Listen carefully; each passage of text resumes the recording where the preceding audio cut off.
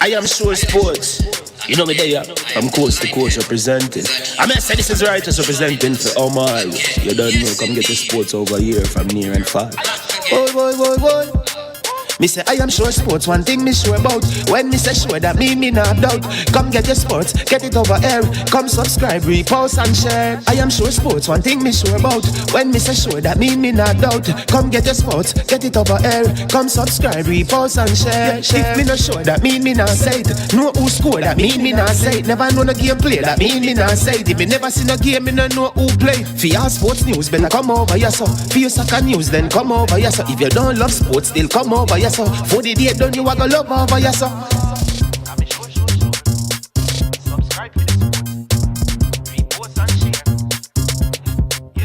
So when it comes on to behavior concerning football, Jamaica is decent. I am sure that if we can get all of these things done, set in place by the end of April, it gives us enough time before the World Cup campaign. Not afraid of no Brazil, no Argentina with these crap of players. We are good enough. Remember to like, subscribe, share. Listen, comment, let me know what your thoughts are. All right. Good morning, people. Welcome to I Am Sure Sports. This is Manning's Man. Big up, and bless up to everyone in the comment section. Ryan LFC. Yeah, man. Love the shout out, brother. Fresh God, bless up. All the other persons. Eric Sewell. Yeah. All right, Eric Sewell, giving a shout out to you there, Ryan. You understand me? So make the thing happen. You know, firstly, let us begin by bigging up our sponsors. Prestige Finance, lending a helping hand when you need it most. You can call them at 876-884-7390, right? And if you do that, you will get a loan up to $100,000. Listen, if you tell them when you call, tell them, listen, you heard about them from I Am Sure Sports. You will get same-day processing, no processing fee, and 0 to 4% in terms of interest rate. That is Prestige Finance. They're located in Linstead, St. Catherine. Remember, call them at 876-884-7390. Also want to big up and thank Launch Legacy. Handle risk, seek legacy. So for all your personal insurance needs in Canada and the USA, visit them at launchlegacy.com or call or text 647-989-0782. Listen, insurance, health insurance, life insurance, I'm just securing, putting up some funds for your future that will grow. If you want your money to work for you, stop working for money and let your money work for you. Launch Legacy is the people you want to talk to if you are in Canada or the United States. In fact, a Jamaican. Yes, a Jamaican businessman, a footballer. So especially for those of you who are involved in the sport, you need to check out Launch Legacy and give them some love. Tell them you heard about them from I Am Sure Sports, Manning's Man, and they will deal with you and help you in every way possible. That's Launch Legacy. Check them out right now. Talk to them. Give them a call. Yes, indeed. All right. Again, welcome and thank you so much. We're going to have a good show today.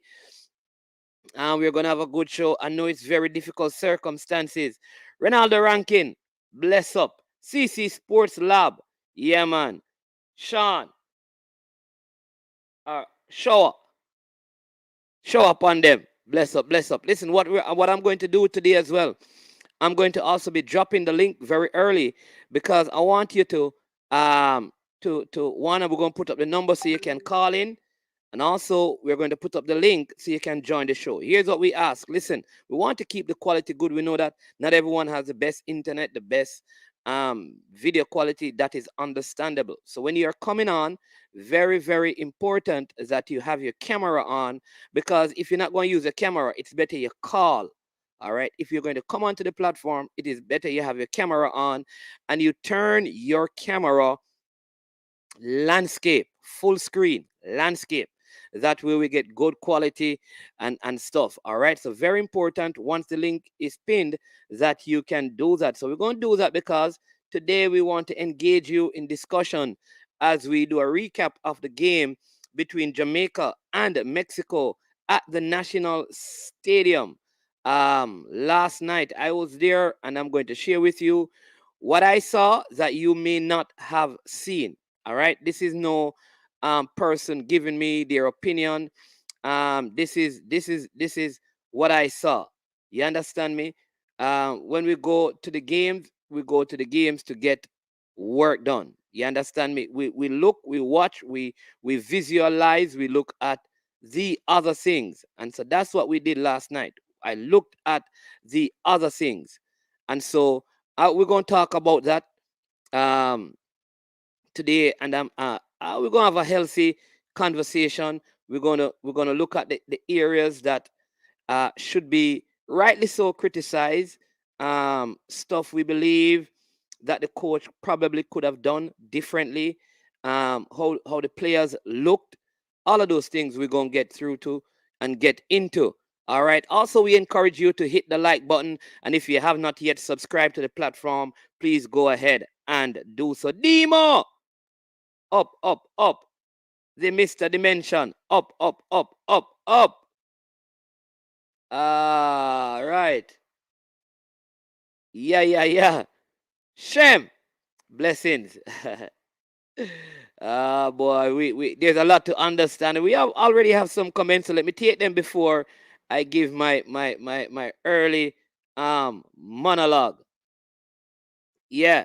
All right. So Eric Sill, about the game last night. And last night, not you alone cry last night. I felt like I was going to fit. All right. So yeah, I'm telling you, man. I'm going to put up the number. So you can, yeah, so you can call in. And once you call in, then you can share your thoughts, right? And for those of you who want to join the stream, it is already pinned there, right? So yeah, let's get it going. People, what can I say?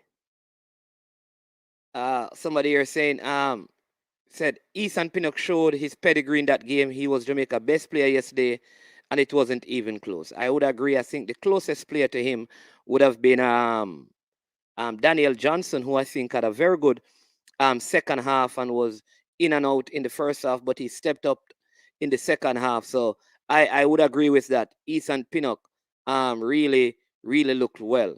8 points dropped from a result position, 6 of which was winning, and 2 points for a game we were drawing. All right. Understand that CC Sports Lab, very tough one, but yeah, let's see. Let's get some other thoughts here. Show up on them. See what is what is Lord. Ethan Pinnock and DJ are the only good players. All right. Okay. All right. Yeah, man. Respect Eric Sewell. Bless up, man. Bless up. Appreciate that. Yeah, and then the Mr. Dimension says, this Jamaican squad need to qualify for the World Cup with all the trials and tribulation they are going through. Paul Hall is to blame last night. Whoa. All right. Some persons putting it on the coach, blaming him. Man in his man, may I try understand Alva's thinking. Why him really do? Manins, send me Ryan WhatsApp number now, please. Eric, Ryan, yeah, Eric Sewell. Is this Dean? Is this Dean Sewell as Eric Sewell?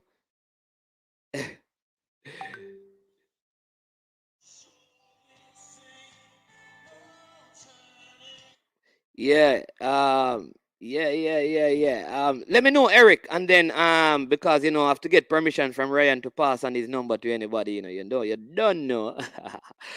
Yeah. Paul Hall never did nothing wrong. You can't fix some people mindset. All right. Some support for the coach right there. Heartbreaking. Yeah, man. Yeah, man. Heartbreaking. I think if Paul Hall gets a team from the beginning, he could have never called most of these players. Okay. All right. All right. At what point did Paul Hall come on? Emax says Mexico made a brilliant substitution to win the game last night when they put on. Oh, yo, so these comments, I'm telling you, I am telling you, you can't blame Hall. Agree, Demo 2026. Once I saw Paul in the game, I knew it was over. No, I know my boss, and I'm just a fan of your boss channel. All right, Ryan, LFC, tell me. Eric wants to get in touch with you. You know, yeah, he's a big fan of you. So, yeah, let me know if I can pass on the number. You understand me? Come on. All right. So, people, I was at the game, right? Let me say that I'm not going to beat Paul Hall. I'm not going to kill Paul Hall. I think, in my humble opinion, the moments in the game could have been better managed. I still think it would have been very difficult to, even with 10 minutes remaining, to get all 3 points because we were down to 10 men. And if you realize Mexico were camped out on our 18-yard box for most of that game. And even when we tried to play the ball out, even the person, Andre Gray, whomever, Junior Fleming, when he had it once, the players were so tired that nobody could get up to join in the attack.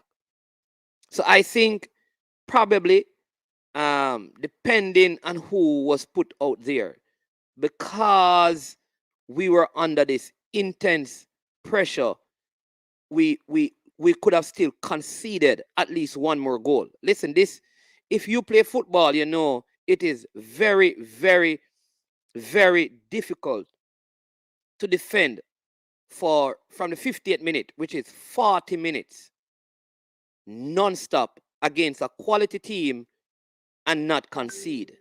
So I could foresee us conceding. All right. But I must say, up to that point, the team was well organized defensively. Now, some of what happened at the end of the game had to do with what happened at the start of the game. At the start of the game,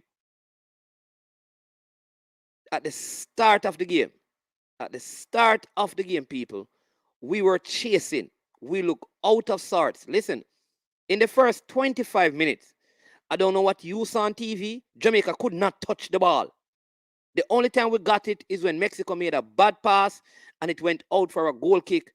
And then the goalkeeper kicked it out, gave it back to Mexico. It was around the 26th minute that we attempted to play the ball out the back a couple of times. All right. So, having said all of that, I think at some point we probably would have conceded at least one goal because you could tell that the players were busted, tired, couldn't go forward, and they were just sitting in the 18-yard box, not budging. And Mexico made 3 changes at one point, all attacking players. They were playing with, like, again, if you weren't looking, Mexico we were playing with 5 forwards, right? They had a double team on the left, 2 in the middle, and 1 on the right. 5. All right? They left 3 in the back, and they only kept 2 persons in midfield. 2. And all of them were in our half. So it very valiant effort. And thing. But why I say some of what happened in the second half had to do with the first half. And let me tell you why that's my perspective. In the first half, I want you to notice Kemar Lawrence actually looked good in the first half defensively. Who can tell me why? Who is genius who understands football? Why one of the reasons that contributed to Kemar Lawrence looking so good in the first half, and then on the other hand, Javian Brown looked so poor in the first half. Which genius can tell me that? Let me see who is a genius in here, who understands football. Who is a genius in here who understands football? Who can tell me? Why did one look so good and the other one look bad?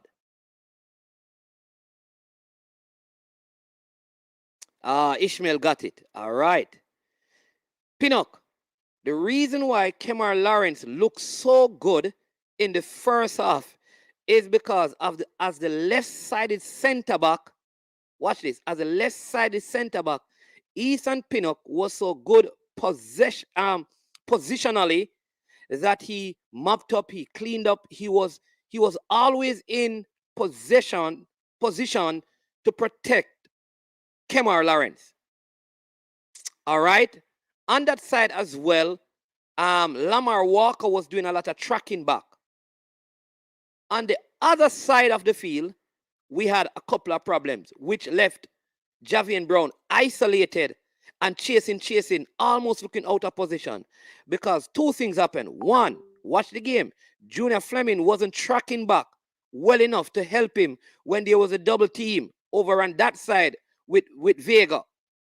And then Damian Lowe wasn't doing the same thing on the right as Pinnock was doing on the left. So it would have obviously affected the legs of Javian Brown because he was chasing,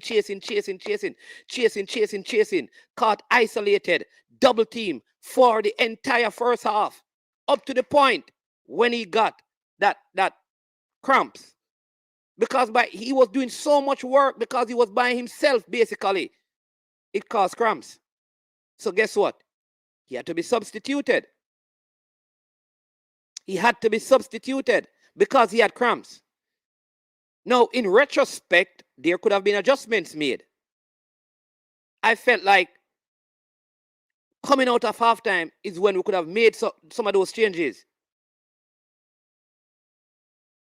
That hold on, let me just get this. I'm gonna get some more comment. Dapper agent. All right, that's what I'm saying. Sometimes you have to be at the game. The coach made a tactical move. If you watch the game, he moved Junior Fleming in the game. Well, when they're there, you can hear them calling, "Hey, Fleming, you come here." And Lamar, you go there. So you saw when they changed sides very early in the game. Very early in the game, they changed sides. Anybody who was there would have watched it. And if you rewatch the game, you'll see that it was when the change was made that the pressure intensified. Because if you notice early in the game, it was the Pinnock side that was under some pressure, and Pinnock was kind of basically covering. When they made the change, Taxi's side became more solid and the other side became weaker. Just watch it again. Watch it again. All right?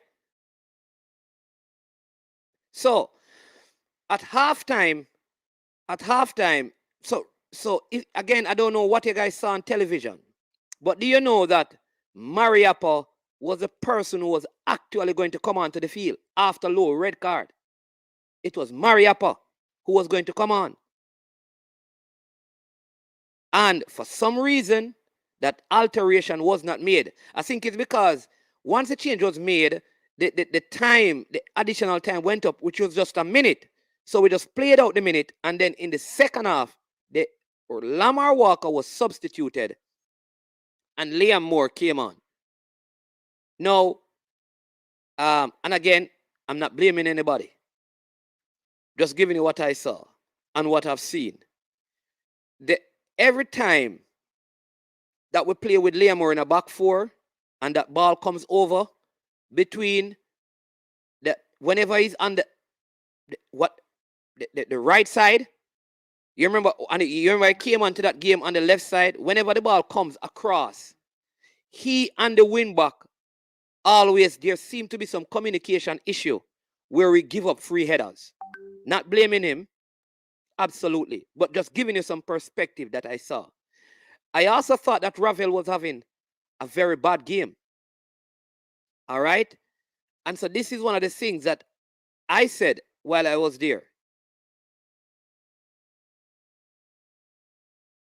That Greg Lee should have come on while Taxi was on, and Ravel should have been substituted. That was one of my thoughts. I'm not the coach, just what I saw. I just felt like we needed to double up. Because remember now, if you watch the game, all of Mexico's square into the box in the second half, they came from the right side. They came from the right side, meaning down our left. So what we needed to do, because they were double teaming over there, we needed to get a left back. It was a good substitution to bring on Greg Lee, but we needed a double team over there, and Ravel wasn't doing the best job to protect the left back. So again, when the first ball came across, Greg Lee was left isolated, and Speedy was trying to get there. He couldn't. They were busted. So we should have somehow had a double left back situation over there, because that and force Mexico to either come on the other side or come through the middle. I'm not a coach. Just what I saw. Ravel should have been substituted. I don't know if Kemar Lawrence was terrible. I don't think he was. But a lot of squares were coming on from there because he was left isolated. So we needed to keep him on and have somebody else over there, more defensive-minded, to help block that and at least get the opponent to play on the other side. All right? That's some of what I saw. And you can watch it again. Both goals, the squares came from the left side. But here's what we are saying, that Greg Lee played well, didn't he? He did. But if he played well, how did those two squares come in? Because when they came in from that side, there were 3 persons over there. 3 persons, and he was the only one. And Speedy couldn't get back to help him. So the man basically was able to cut inside, cut outside, and then square the ball over. So I would not, in retrospect, I would not have taken off Taxi. I would have brought on Greg Lee for Ravel Morris at that point.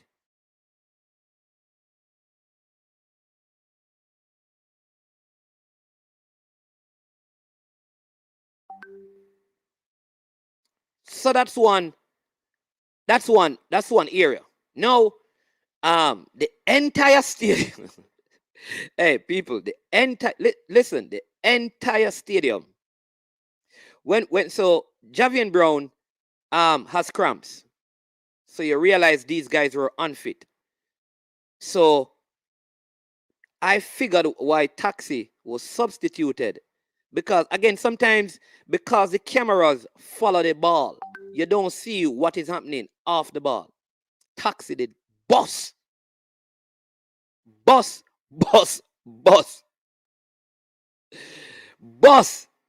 right? But I think he could have given us, if he had coverage, some time for the rest of the game because of his experience. Even if you put him in front of Greg Lee, I think you'd have done better tracking back and covering than Ravel was doing. All right? On the other side, when the substitution was being made, I want people to know this, that the entire stadium. Anyways, people, they just text me now. Here's what is going on. They said that the people them not hitting the like button. No, nobody's supposed to text me and tell me that. Man, is the people them not like the video. Come on, people. We have to do better than that, man. Hit the like button. Hit the like button. Hit the like button. Hit the like button. All right? Let me take a pause and give you some time to go and hit the like button. You know, I don't normally stop and do these things. But the people are crying out for you guys to hit the like button. So go ahead and hit the like button. All right, Fresh God, tell me I can continue. So I'm going to tell you what happened in the stadium. Big up one in the group. One was the Mexican that I had on. He must be laughing at me now. Ah, boy. All right, all right. Big up one. All right, they do it. All right, here we go. So when yeah, when when the substitution. Oh, here we go. Bless up one. People are soon come to the comments. Bless up one. All right. Yeah. When the substitution was being made, I would not say, see, 21 likes Demo. What go on, man? I would not say that all of the stadium, but most of the stadium suggested for the persons who were crying out for the substitution, they were crying out for Adrian Mariappa. Most of the stadium.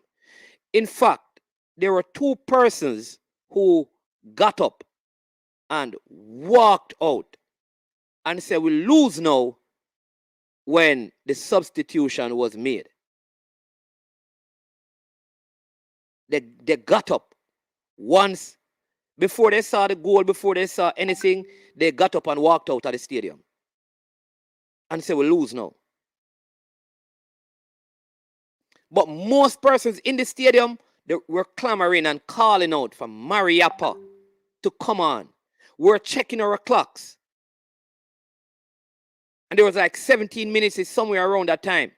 And they were saying, Mariappa, Mariappa, Mariappa. Kill off the game. Mariappa. All right? I don't know what training was like. So I can't question this because I don't know what training was like.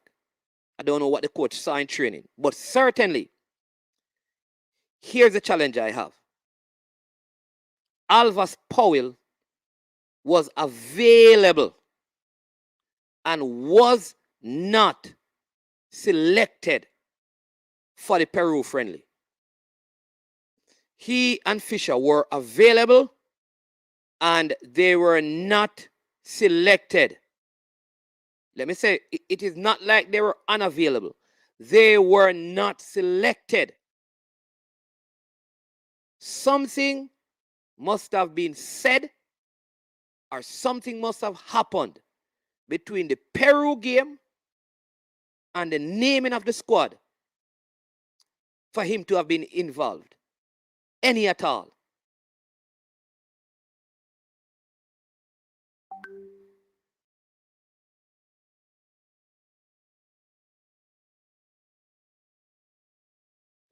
So to me, that was a surprising thing. The surprising thing is this. If you didn't bring him, hold on a sec, people. Have a call coming in. And then I'll finish up that. Hit the like button in the meantime. Hello? I am sure sport. Yeah. People, put your thumbs up if you're here in the caller now. Are you doing CC Sports Law? Yeah, man, we're there, man. But, manins, you just a touch on something, brother. If Alvas will never call for the Peru game, you know, it's a politics nice side, brother. Yeah? If a man available, I you never call him money. And when time the final squad I pick now for the World Cup qualifying now, this man nice squad. Politics nice side, brother. Yeah. Just look on it, man. Just look on it. Too much politics nice side, brother. Imagine this player was available, but he was not picked for the friendly game. How far hurt? If you're not picked for the friendly game and he was available, if you stay here, you cannot be called for a crucial World Cup qualifying game, knowing that you were available and you weren't picked. That simply meant that politics not decide, because why is it that you should be picked? On what basis do you deserve to be picked in this game? And we can tell everybody, no people are beat down for the coach, but we look for the game and I say, yo, you can't fix mentality, brother. You cannot fix that. There's no coach on the earth that can fix one player mentality. Some of these players feel like they're bigger than the football man. All right. Like them, I, like them know what is football. I And them want not to good I by want to tell you accident. this. I want to tell you this, right? I'm not going to call any names because remember now I am in the stands. I don't know what was said. But you see, sometimes you when all right, people watch the game because sometimes when you're watching the game, CC, right? Tell me if you're in the call line of people. When you're watching the game, right? You really watch what the camera is on. Show you. But we don't get to see replay in the live game. But you see, when the change was being made, there was a discussion between personnel on the bench and the coach. And then the change was made. There was And the man who did that warm up not get to go on. there was an obvious discussion about who should go on. I don't know if the coach had the final say or I can't tell you. But I felt like that is where the issue was. Because I'm going to tell you what. Where I sat in the stadium, and Coach Minzy can attest to this, the members of the technical committee were in close proximity. And they were disgruntled by their expressions by the personnel that came on at that time.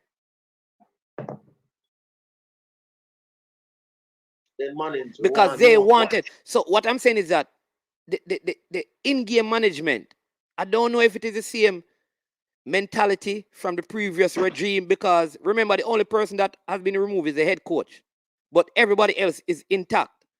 Could that have been the influence, or did the coach actually see things in training? You understand me, CC? But go ahead because you call in, you know. Yeah, man. Listen, man.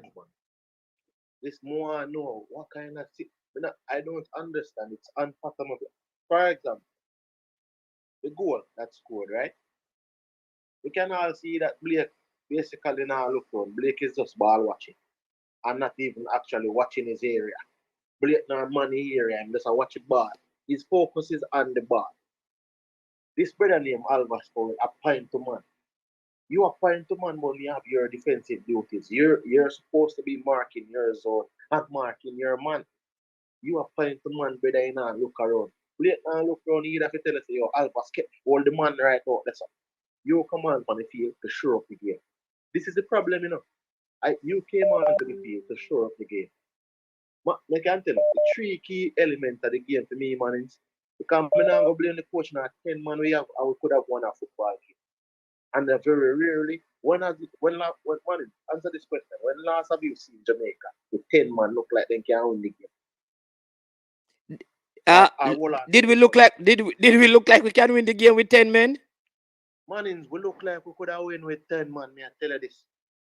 Yeah, I'm sure you why. After the red card, and we got our goal. You see the substitution when Andre Gray come on. Andre Gray get the sealer, brother. You know when a man says sealer, put the seal on the cap. Andre Gray, you see which part Andre Gray get the ball? A goal that, brother. And he tried to pass it to he tried to pass it to Daniel Johnson, yeah. Man, you watch a match and you're there live now instead of at back of the net. That's what I tell the man. Said that was worse than Bobby Reid because Bobby Reid attempted. I see. Listen, Andre, and what I say, CC, Andre Gray is never look to me. He never looked fit. I don't know. Like again, I don't know what you guys saw on TV because I haven't watched it on TV. But in the stadium, he looked like he was running with cement bags. Bags of cement on his leg. He just never looked. I don't like. Remember, I don't get to see replay. So once I see him move up, he just never looked fit. I felt like even at that time, right? If you're gonna play, if you're gonna put on a forward, in my opinion, I need to put somebody who, for that 10 minutes that is left, is going to be running and pressure.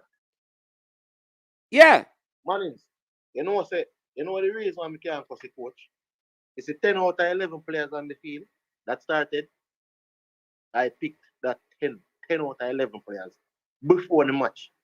Manins, I picked 10 out of 11 players about 3-4 hours before the starting lineup or anything. Come on, I said, I them 10 money I them 11 money I start. I had Burke in instead of Walker. That was the only person I started in. I had gotten wrong.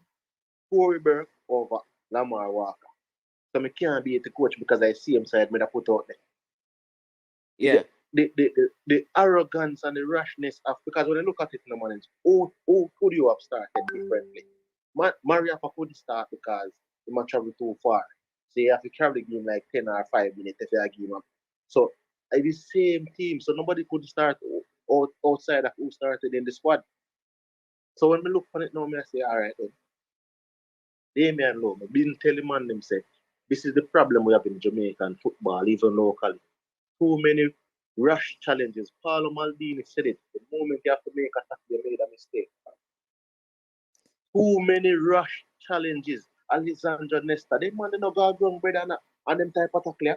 They man they win the ball clean. Franco Barres, you just need to watch the game and watch players and improve yourself. This is how you improve yourself. You have to get that out of the game. You see, managers, when I see him face, if me the referee, VAR now give the red card, and me I give the red card instant.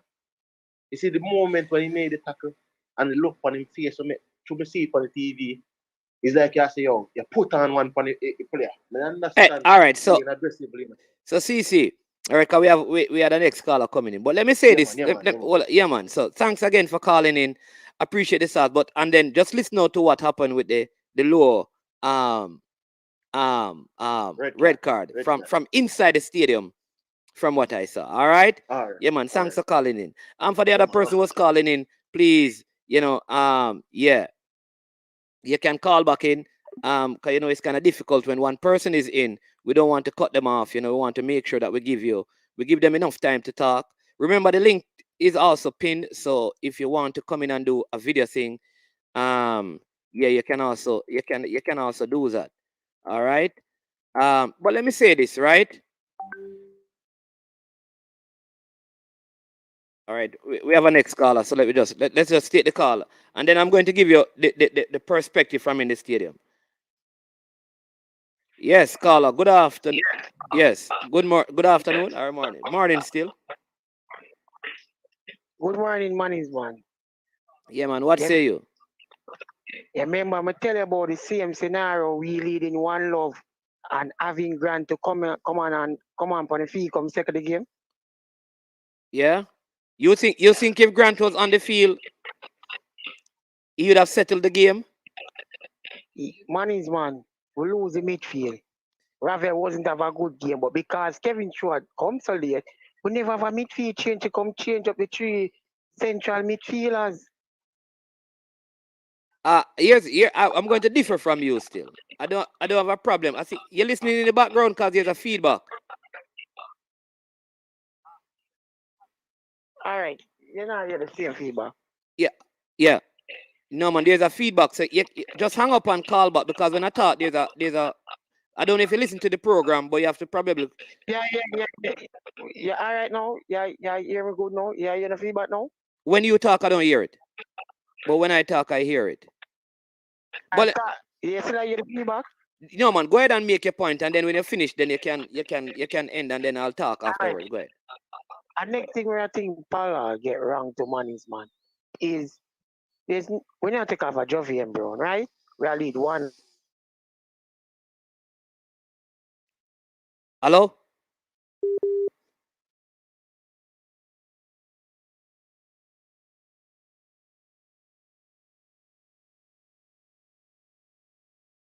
Hello? Caller, look like there is a connection issue. Yeah. Let me say this, people, all right? Would Grant have made a difference? Listen, the truth is, none of us can know if Mariappa would have, if we would not have considered if Mariappa was on. What I will say is this. Given what I've seen of Alvas and Mariappa, I'd have chosen Mariappa. In the midfield, I don't think Speedy or Daniel was bad. The substitution that I would have made is for Ravel, and here is why. Because we needed support on the left side. I am not sure if Grant could have played that role.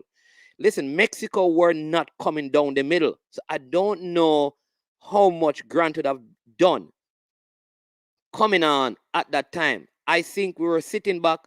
So where I say the adjustment should be made, because I can't even speak to Grant. Like I said, good player for the time that he has played in terms of what he's contributed. But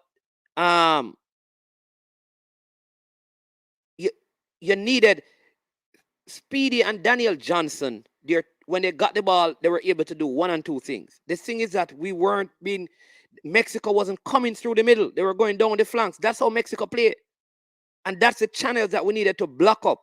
So I'd double up over on those sides. But let me just, right? So until the caller calls back or something, let me just say this, right? With Low. When Low made the tackle, most of us, including me, in the stadium, say good tackle, you win ball. You win the ball, good tackle. What we didn't see, because it's in the stadium, is the follow-through. All right? Do you know that Jamaica was not under any pressure when he made the tackle? There was no outlet pass for the player when he made the tackle.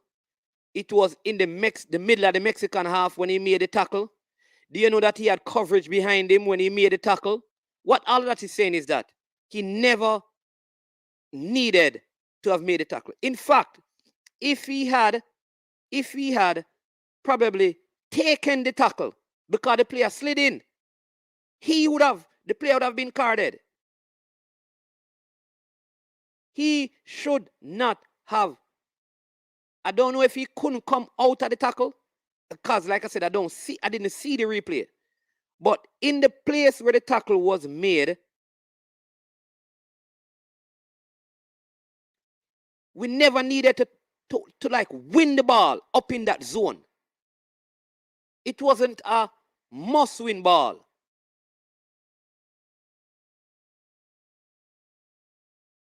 It wasn't. So you never needed that level of aggression and swing. Even if you came out of the tackle and you were beaten, Ethan Pin, we had enough defensive coverage. This was high.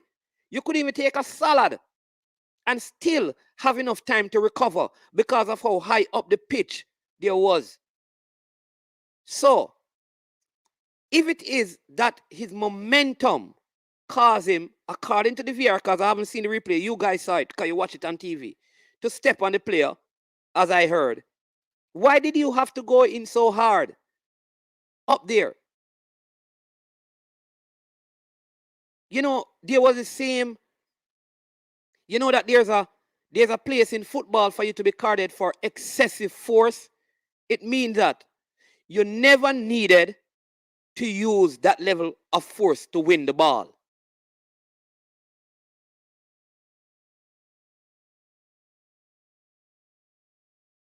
Right? You never needed to. But again, when we watch it in the stadium, everybody was saying good tackle, good tackle, good tackle, good tackle, because he won the ball. But when it was seen on VAR, everybody said red card, red card, red card. Everybody. Therefore, again, why tackle so high up the pitch? Why go so hard so high up the pitch? That is the question. That is when you had enough coverage, enough persons behind you. And these are the things I'd love to hear from these footballers, to find out from them, to listen to them, to hear how their responses are, and what they have to, what their response is to the situation, and what they have to say, because it's unfathomable for him to have made a tackle so far out the pitch, so hard and aggressive, to get a straight red card when you had players behind you.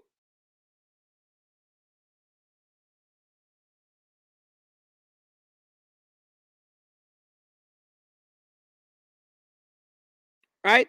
So I'm not going to, could Grant have been called? Yes. I'm not going to blame Paul Hall for not calling Grant, because up to the 82nd minute, we were in the game. All right? And truth be told, if we say, watch this, if Mariappa came on, would have seen out the game, then we can't blame the coach for not having Grant. We can't say if Mariappa came on instead of Alvas, would have seen out the game with the same team and then say he should have had Grant in there. We have to make up our minds. So I'm not going to blame him for Grant not being in the team. What I'm going to look at is the Alvas Powell change. Because you nipped Paul Hall, me know this. You opted not to call him for the Peru game. Because you never planned on using him. What made you call him for this game? What made you call him for this game?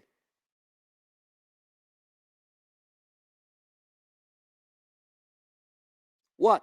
Now, I need somebody to also help me with this. On the headed goal, the first goal, I think the ball came over. Ball was chipped over. The player is, I think Vega is his short player. Short Mexican player. I think Vega is his name. He leaped and he headed the ball. He never got, I don't know, tell me people who watch it on TV. Because from where I sat in the stadium, it never appeared to me that he had any power on the header. All right? So Blake, the ball came across Blake like at the 3-yard line. I can tell you this, and I respect Blake as a goalkeeper. Man, keep for Philadelphia has done well. Top pick in the draft there. But let me tell you this. If that was Ricketts in the goal, he's catching that. That ball is not going past him. Ricketts is catching that. All right? So, if that ball is squared over at the 3-yard line coming across you, and you can't go up and collect it, you see when that header comes back, you must be positionally better to push the ball over the goal or to collect it. The ball cannot go the ball cannot pass between your hand and the bar as I go in these times unless it's a powerful header.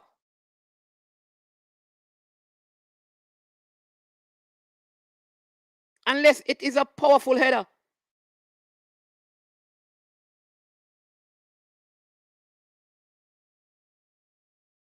Somebody said no power on the header. They pushed it on the bar. Then it dropped in the net.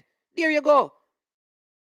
I can't understand how he never pushed the ball over the top because the guy never got. He's a short player. Listen, to get power on a header, you need the ball to be hit cross, or you need you put your neck into it. You have to.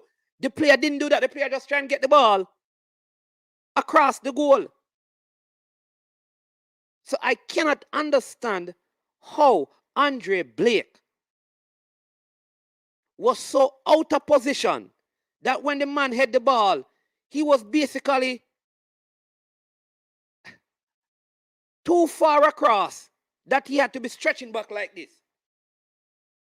Positionally, he wasn't right.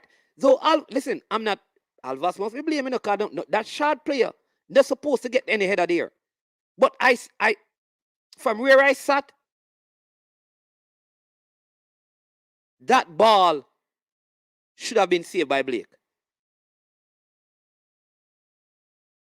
Somebody said, yeah, I'm glad that other people, because like I said, when you see it live, you don't know. Blake should have knocked that ball over the bar or back into play. There you go. That was his only mistake, though. Whose only mistake? Bad breed. Blake only mistake? That was not Blake only mistake, man.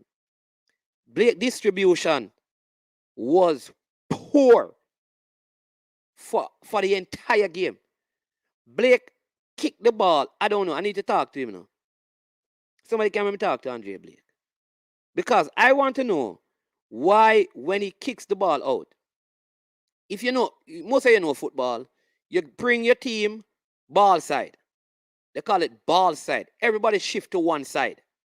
And you kick the ball there. You see when Blake kick the ball, 90% of the time, he kicks it right in the center of the field. You can't do that when the Mexican players in the center of the field are taller than your players. That means they are going to win the headers.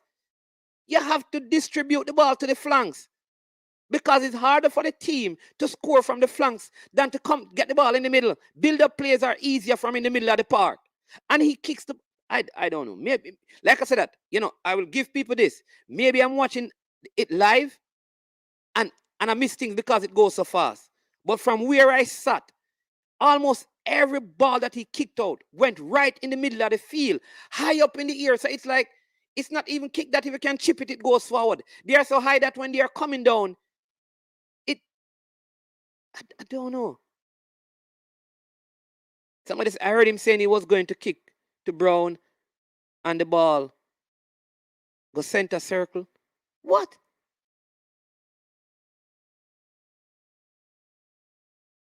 His distribution has been very poor all campaign. Let me just get some comments.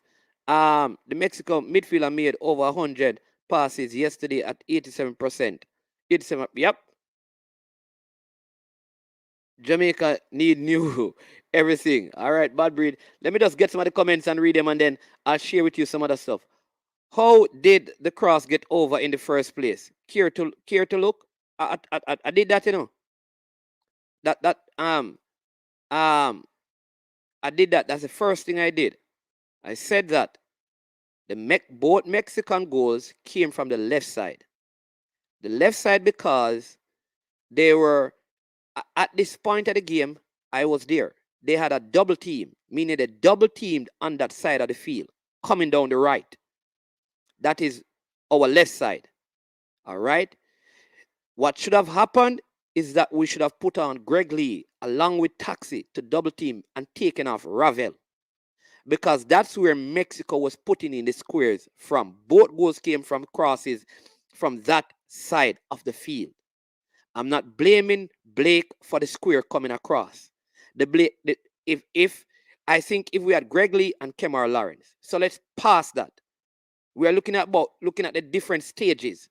So that's stage one. Stage one, the cross should not have come across. It came across. So let's move to stage two.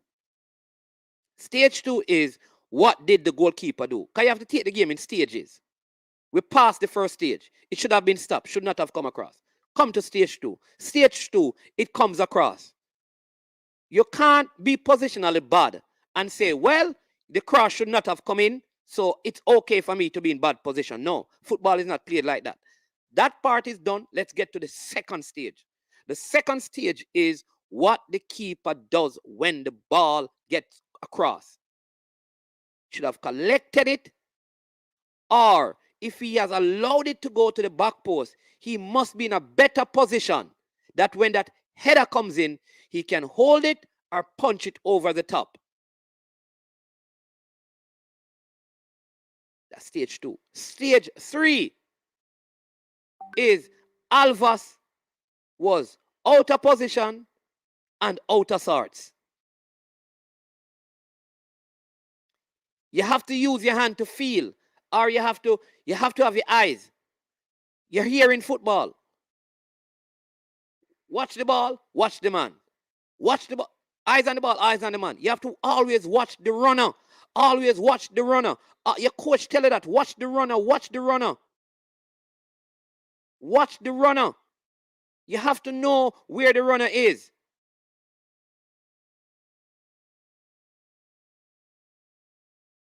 Riches, royalty, and sport. Jump on the stream, no, man. See, the link is up there. Come on, man.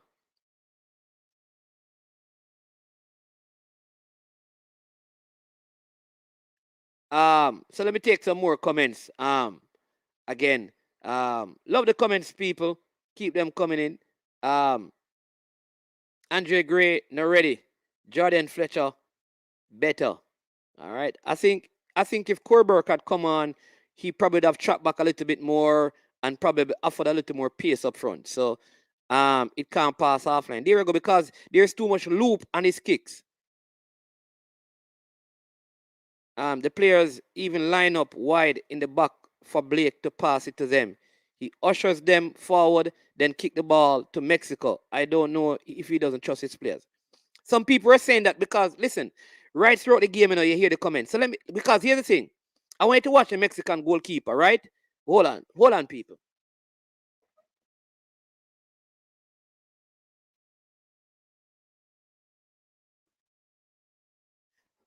All right, let me take off this comment and show you something. You see the Mexican goalkeeper, this is a ball. You see when Mexico gets a goal kick, the keeper holds the ball in his hand. Because remember now, when you get a goal kick, you can put it on the left side.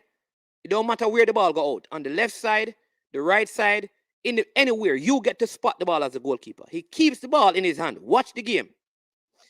Based on where the Jamaica team is set up, he waits, he puts the ball down. He allows his center back to set. So if they shift to block the right side, he puts the ball on the left side and pass it to that center back. Same thing. Here's what Andre Blake does. That I think he needs to work on. As soon as we get a spot kick, he spots the ball and he leaves it there.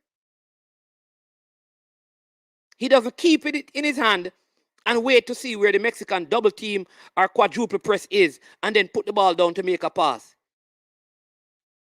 He takes so long as well that he allows the Mexican, so we don't really have a pass out the back. So here's what happened. He puts it down and he really passes it to his center backs. He kicks it long and we lose it. So in the first 25 minutes, we were just giving the ball back to Mexico. Giving the ball back to Mexico. Giving the ball back to Mexico. Giving the ball back to Mexico.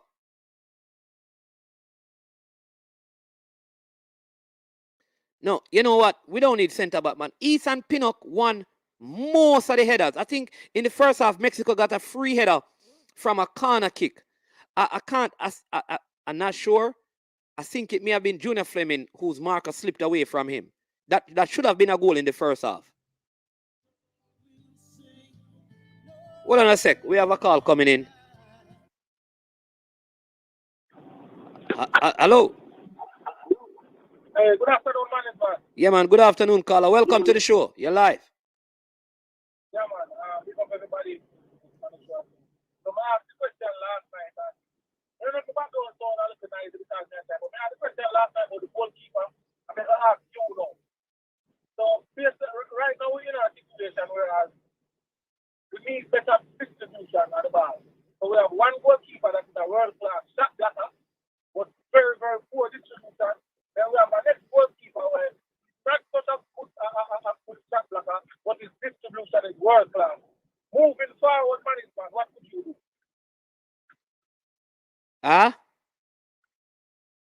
Moving forward, listen, yeah. I'm going to tell you this. I think Blake is our best goalkeeper. He's not. I don't think he's a shot blocker only. I think he's a good goal.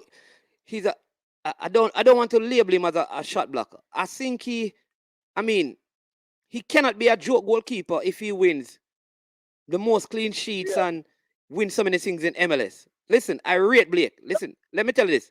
I would still start Blake. I trust Blake in the goal, honestly. But what I don't, so I don't want anybody to believe, because for me personally, I trust Blake in the goal than the keepers we have now. But here's what I'm going to say. That you are a professional man. And if that is the only weakness in your game in terms of distributing the ball, I don't know how hard that is. Your coach tell you, line up your shoulder where you want the ball to go. Let your shoulder and your non-kicking foot. How hard is that? That is something that I think he could have been working on. Or maybe he is. That's what I'm saying.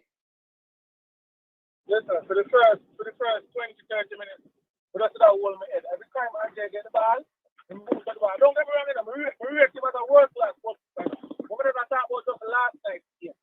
For the first 20 to 30 minutes, every time the man gets the ball, you understand? He moves it long. You understand?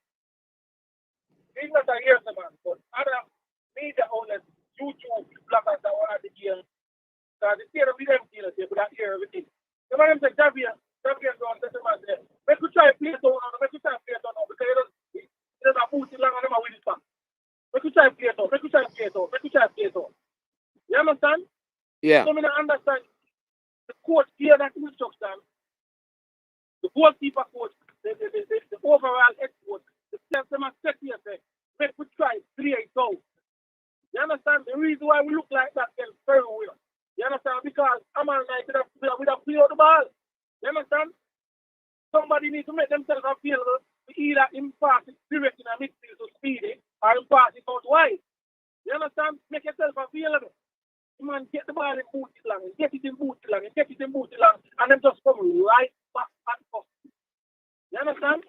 We don't blame him for the last. You understand? But we just have said it would have been different. You understand? Not one at a time we see him take a chance. You know what? They're going to try to play shot for the next couple of times and see how it works out. If we don't feel comfortable with it, then we'll start boot it long and we'll just figure it out after that. We might not even try one at a time. Yeah. You understand? That's why I'm so frustrated, you know. You understand? All right, they're booting long, and then they're come right back at us. You know what? They're going to try and see if you can't even tell Fleming to go wide or tell Lamar to go wide and try play it right here or play it to speed it, make it knock it. You understand me? We should try to do that. You understand? So in the beginning of the game, Andre Blake made it more difficult. Than what he was in his distribution, that is true, Carla. Definitely did. Definitely did. You know what?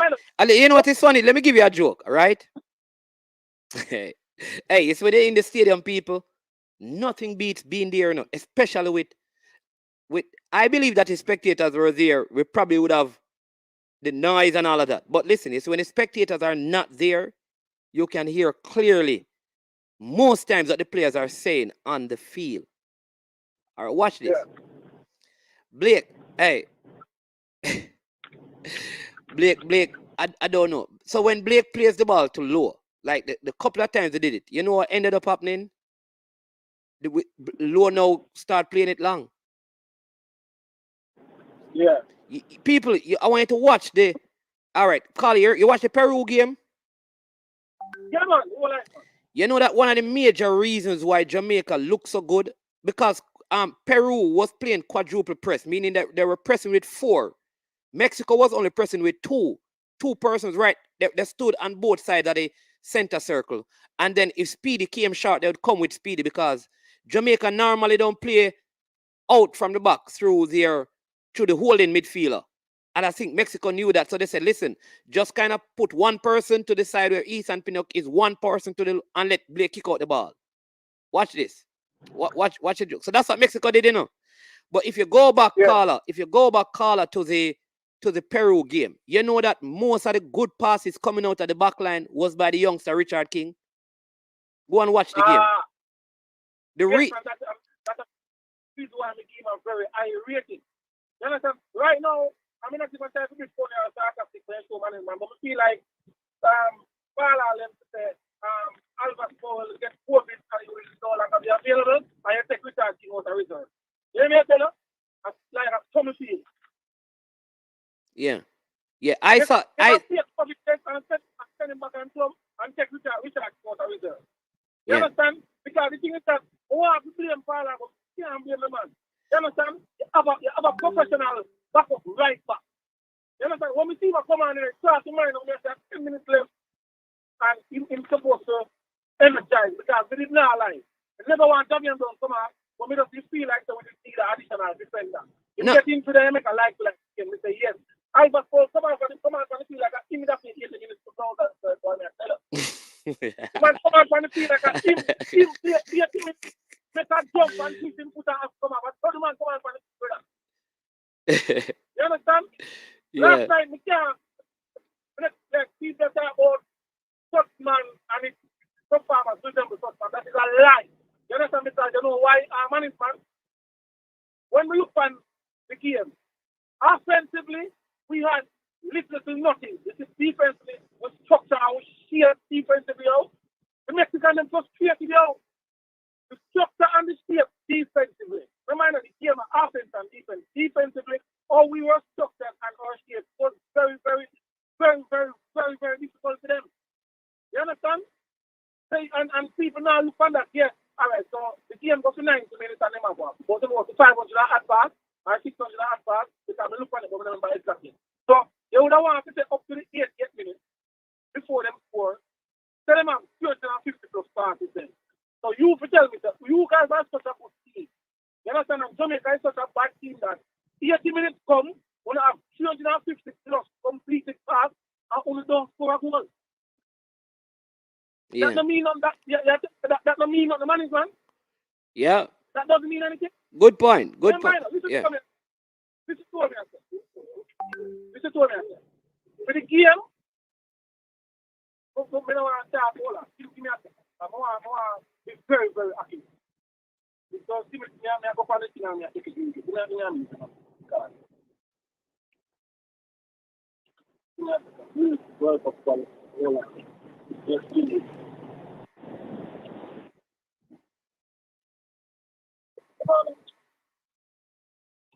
The season now, accurate passes, 578. Yeah, you know, Yeah, man. We're listening. Yeah, man. Go ahead, caller. Yeah.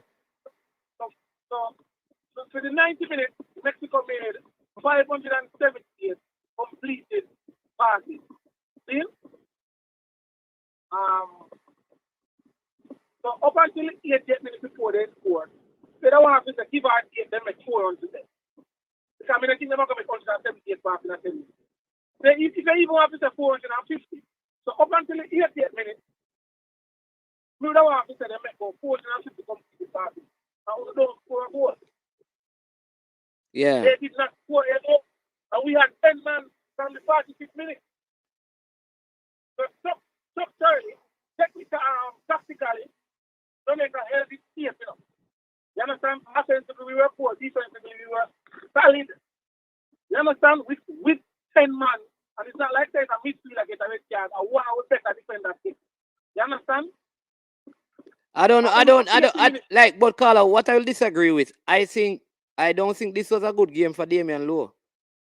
Because, I mean, like, again, I can tell you, like, I don't get to watch replays, but I remember I always think like he tries to win the ball when it is not necessary. Yes.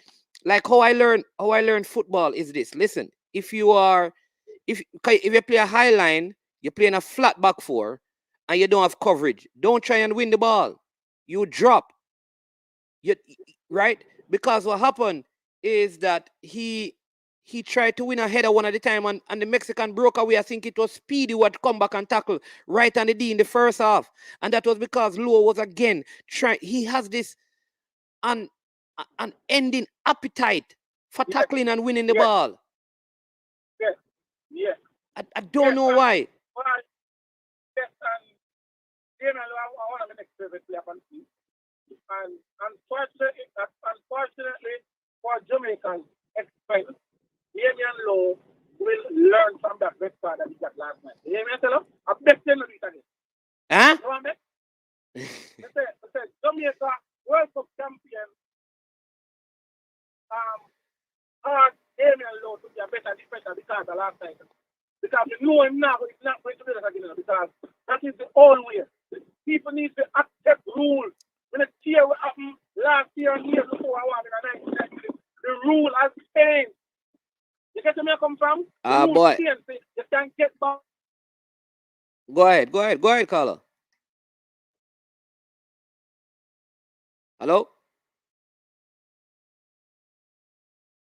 Caller. Caller, you're breaking up, caller. Yeah, you hear me now? Yeah, go ahead. Yeah. No, I say, the problem we have with mankind is that they can't accept when there's a change in rules or a change in philosophy. So the rule can win the ball and still get a red card. You understand? We have this thing about where we want man and ball, or ball and man. You understand? So basically, the way you do that is that the next time we come and see you, you might go shy away. No, let me tell you what. It is Jamaican culture. I am telling you that when Damian Lowe made the tackle, everybody in the stadium, yes! What do you mean? Good tackle. Because, and I think that needs to change, brother. That culture has to change. Because you see, listen, when Lowe got red carded, people were clapping him. When he people, I don't ever see these things. The stadium was basically clapping him when he was coming off. And that's the problem, man. The culture and the rules is not the same, bro. The culture and the rules is not the same. The culture and the rules need to be on the same page. You understand? So we are clapping Damian Lowe, and listen. on the overall game, Damian Lowe have to take 75%. The other 20% go to Albert Powell, and the other 5% goes go to Carlisle and Damian because Carlisle could not put on Albert Powell. We don't believe them to that man. You understand? Listen, I'm talking. Sometimes you put on Bobby and tell Bobby to play right now. I will move the piece up. Yeah. You understand? All right, caller. Yeah. But they are tuning to this one thing. Yeah, man. All right. Respect. What's your name? I mean, Bell Buddy, man. Watch out of the program, man. Bell? No, Bell Buddy. Bell Buddy. Ah, all right. All right. Bless up, man. All right. Cool. All right. Thanks again for calling. Hey, man, hold on, man. I'm going to take 2 more minutes. Go ahead. And please, I have to flag at it now.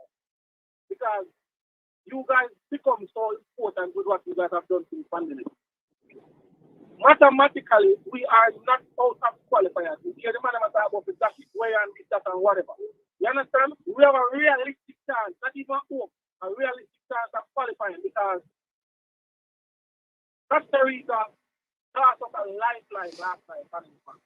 So we have to ask the man to start push the narrative there, and let go of the narrative, then the champion done until it's done. Well, it is not finished yet. Yeah. So I'm right with that. Yeah. Well, mathematically, there is a glimmer of hope. But, caller, I'm a man of faith still, but me, I tell you, if Jamaica qualify for this, Bridget, if Jamaica qualify for this World Cup, me, I go to Qatar. Me, I tell you that. Listen, I'm not saying it is impossible. Listen, I'm not saying it. Nothing is impossible. I'm saying it is highly likely at this stage. Me not talking about this all 5 games from now on. I'm talking about the next 2 games coming up. You understand? The next 2 games coming up are 2 teams in front of it. That is a possible 6 points. What's going on, man? Barring that, everything goes as planned with the woman. Beat Panama, we're going for 10 points. Beat Costa Rica, we are going for 13 points. Panama next game after us is Mexico at the Azteca. I mean, football around here, but we don't want Mexico has 75% chance of beating Panama. So what are they going to do? This whole round, Panama is not going to get no points. So I'm going to compare to my team from 14. If we do what we're supposed to do, what is required of us, and we win the next 2 games, we're going to have 13 points. You understand? Costa Rica next game, I think it's against the United States. Like we see again, the ball low. And I'm going to say it's a guarantee with the United States. But based on what we have seen going on, we don't want to say United States about 75% chance of winning that game. You understand? And if we do homework against Costa Rica, we're going to beat them in a Kingston. So that means that Costa Rica is going to remain on 12 points. We are going to on 13, and Panama are going to on 14 going into the last set of qualifiers.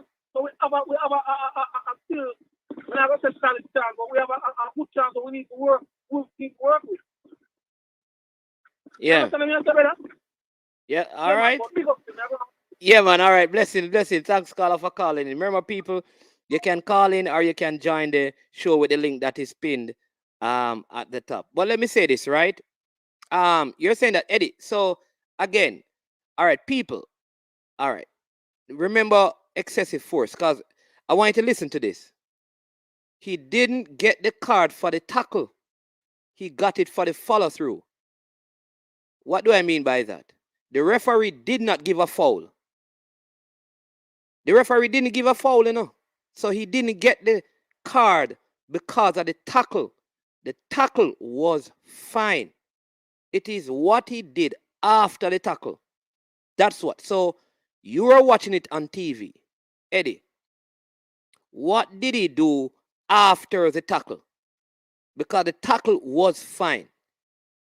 Because the referee only gave the foul after he gave the red card. Watch the game again. The ball was still playing. The ball went out and they stopped the game. I think it went out for a throw. Right? So it was a throw in. He went and he looked at VAR. The VAR person contacted him. He went, he looked, and he came back on the field and he gave him the red card. So the red card obviously was for what Damian Lowe did after he made the tackle. There is no tackle that you can go into as a defender in modern football that you're going to leave something on the player and say you couldn't get out. Or you have to be able to stop your follow through or don't make the tackle. Or don't make the tackle. Or don't make the tackle.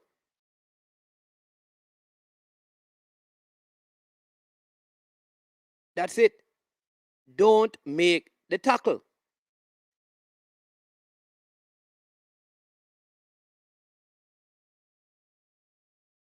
But again, I say this.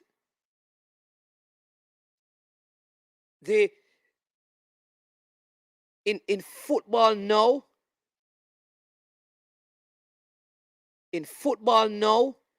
if you're going to end up with a follow through anywhere, if you know that to win this ball, I'm going to follow through in the man's face, you can't make the tackle.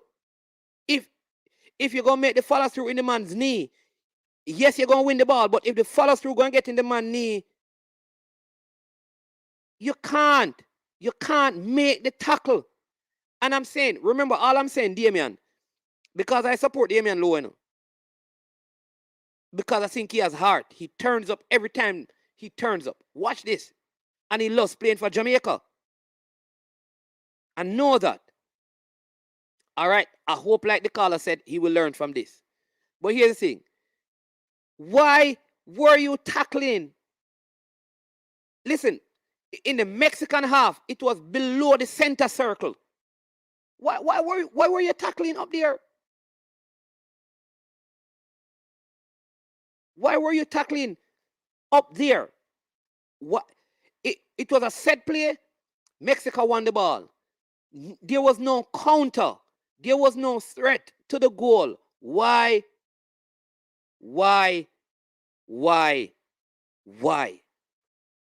If that were like, if he had done that in our third, Mexico attacking and they were about to score, and he got a red card, it would have been completely justified. It wasn't a goal-saving tackle. It wasn't a pressure-relieving tackle. You won the ball. And if, again, the kind of force you're going to use to win the ball is going to lead to anything considered dangerous, then you have to come out of the tackle. You have to. So I can't blame the referee. The one thing I'll blame the referee for, I think he should have at least gone to VAR when Mikel Antonio got the hit. I'm saying that because it's one of the reasons why Mikel Antonio asked to be substituted. So Paul Hall wasn't going to take off Mikel Antonio. Mikel Antonio asked to be substituted. Like, I don't know what you saw on TV. And Paul Hall was kind of basically beckoning to him to kind of stay on. And he said, no, I have to come off. When he came off, he and his physical trainer went into the dressing room. The man come back out with a big old ice thing around him. Did you see this? Big old ice thing around his neck. So obviously, the player would have hit him under his throat. The referee did not go and look at the VAR to see this. Our VAR did not call him over. So my question is, how does it apply? Is it that the VAR official didn't deem it dangerous or anything? Or I don't know. Because obviously they would have called over the referee, you know, for the Damian Lowe incident. Because the referee didn't, the ball kept on playing and the referee gave the foul.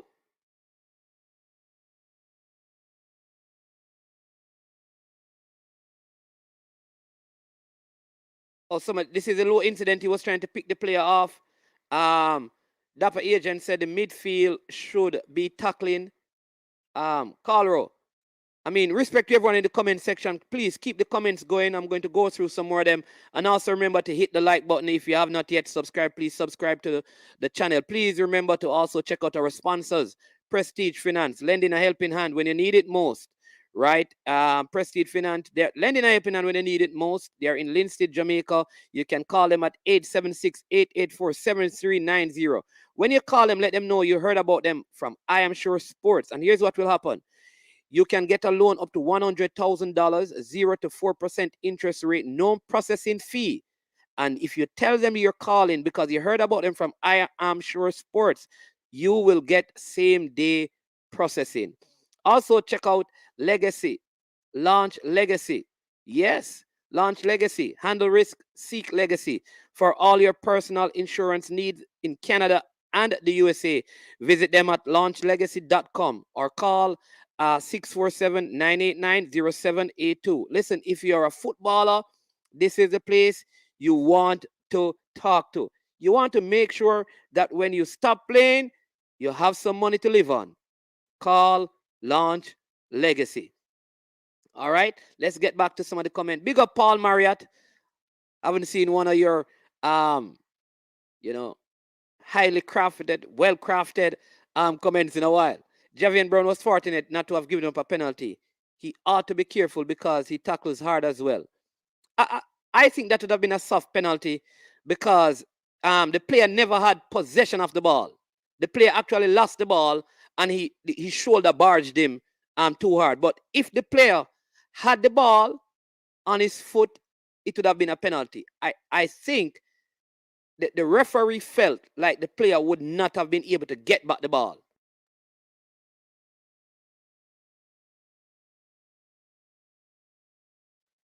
Football evolved past Lowe and Blake, two old-fashioned players. Manuel Neuer transform keepers and PK transform defenders. But let me tell you this.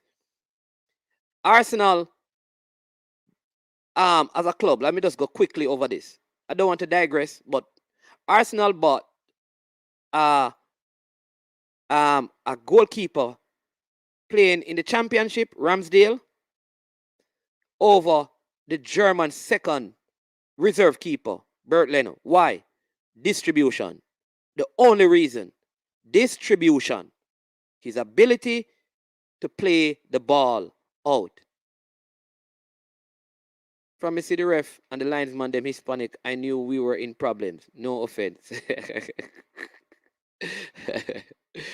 Mexico was a red card on Antonio. Yeah, I that's what I wondered about. Like I say, I don't because I don't see the replay, but I felt like the fact that even after the game he had the ice pack meant that the player actually hit him under the throat.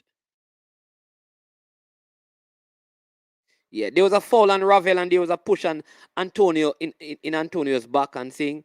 Yeah, but there are a couple of fouls. I will tell you this. There was a couple of fouls by Lowe that we got away with as well. So, give and take football. Yeah, I read that one already. It don't make no sense. There is no control with the coach because JFF run the pick because there is no way Hall doing the same thing as Tapper cause why Alvas has to play. All right. I think I understand what you're saying, Sean Sutherland. So let me say it this way, Sean.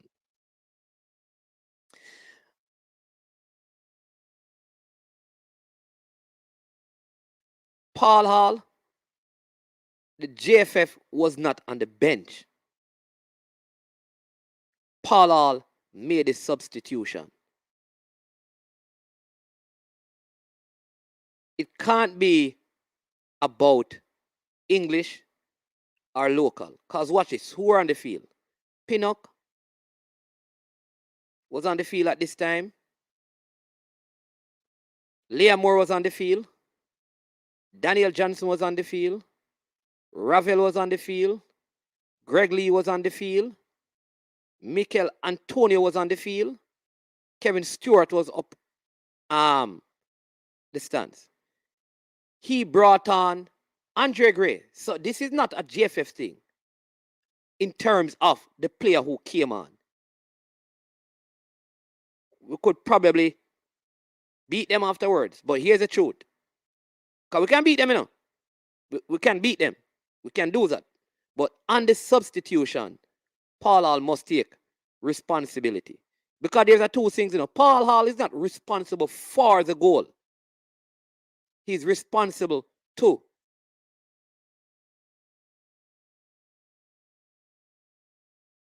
The cause of the goal. And that has to do with the substitution that was made.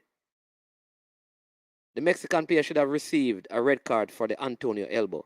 Yeah, there you go. Somebody is confirming it. I figured the fortunate thing that the red card is that we will get to start our best defense in the next game. Well, listen, yeah, that could be an option as well. The game was calling out for Anthony Grant. Listen, again, could Anthony Grant have been in the squad? Yeah, Paul Hall said, listen, based on how I want to play, tactically, he doesn't suit it. I'm not going to argue that because a couple of things. It was in the 82nd minute.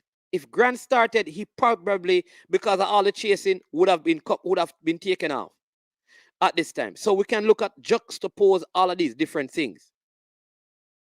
Whatever Paul Hall's plan was, we would have to say that even with 10 men, it was working up to the 82nd minute. The goal was not because of midfielders. The goals that we conceded was not a midfield issue. It was the ball coming from the left, the goalkeeper position, and the three stages of the goal.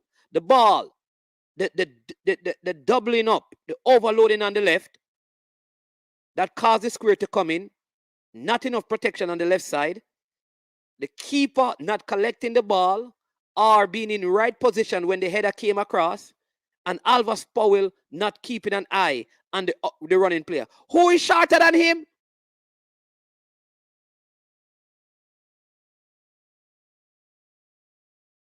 You understand? The tackle looked worse from side on. That's the only angle that the ref looked at in VAR. The other angle is all ball and follow through. And no follow through, I would think. Mexico scored 4 goals on us, and Alvas was the fault of 3 of them. Yeah. Listen, you remember, if you go back to the Mexico game, when people were talking because Grant came off, Alvas Powell in the Mexico game in Mexico,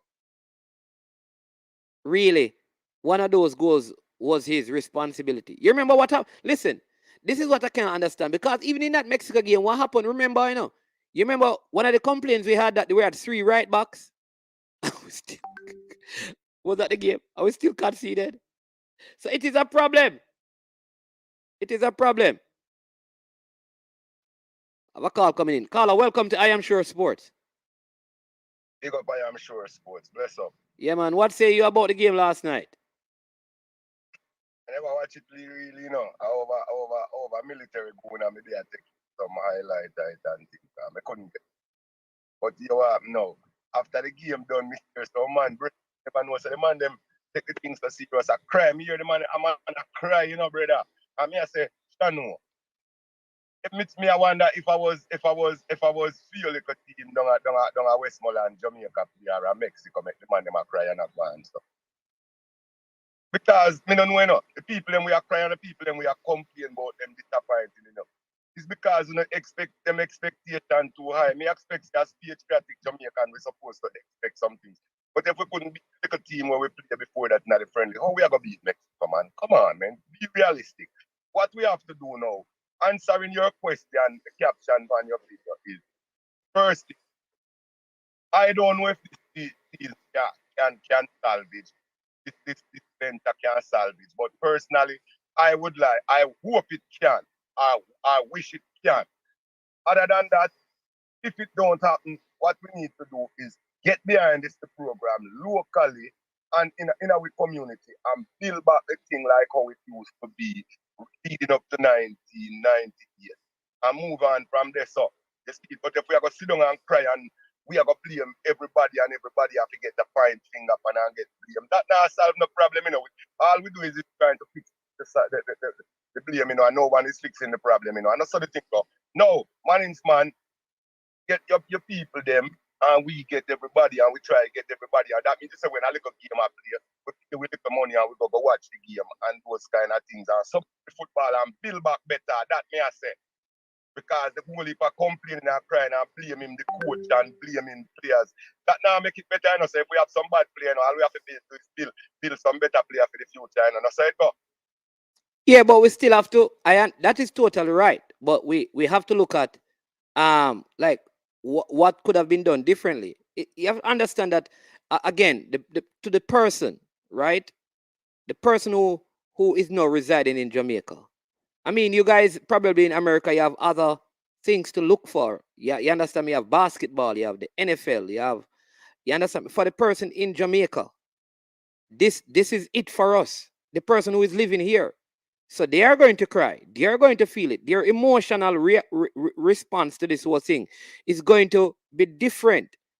You understand? So I don't blame a man for feeling and this way or responding emotionally that way. Not only that too, but at the end of the day, yeah, we want to qualify for 2026 and we change those things.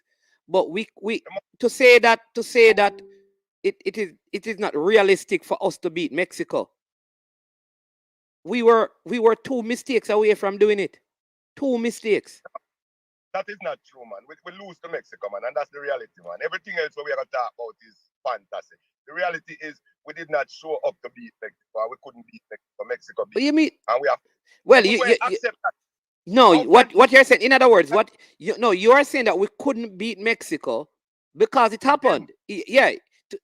Can you so do you believe that Jamaica can beat Mexico? maybe the next time. Okay.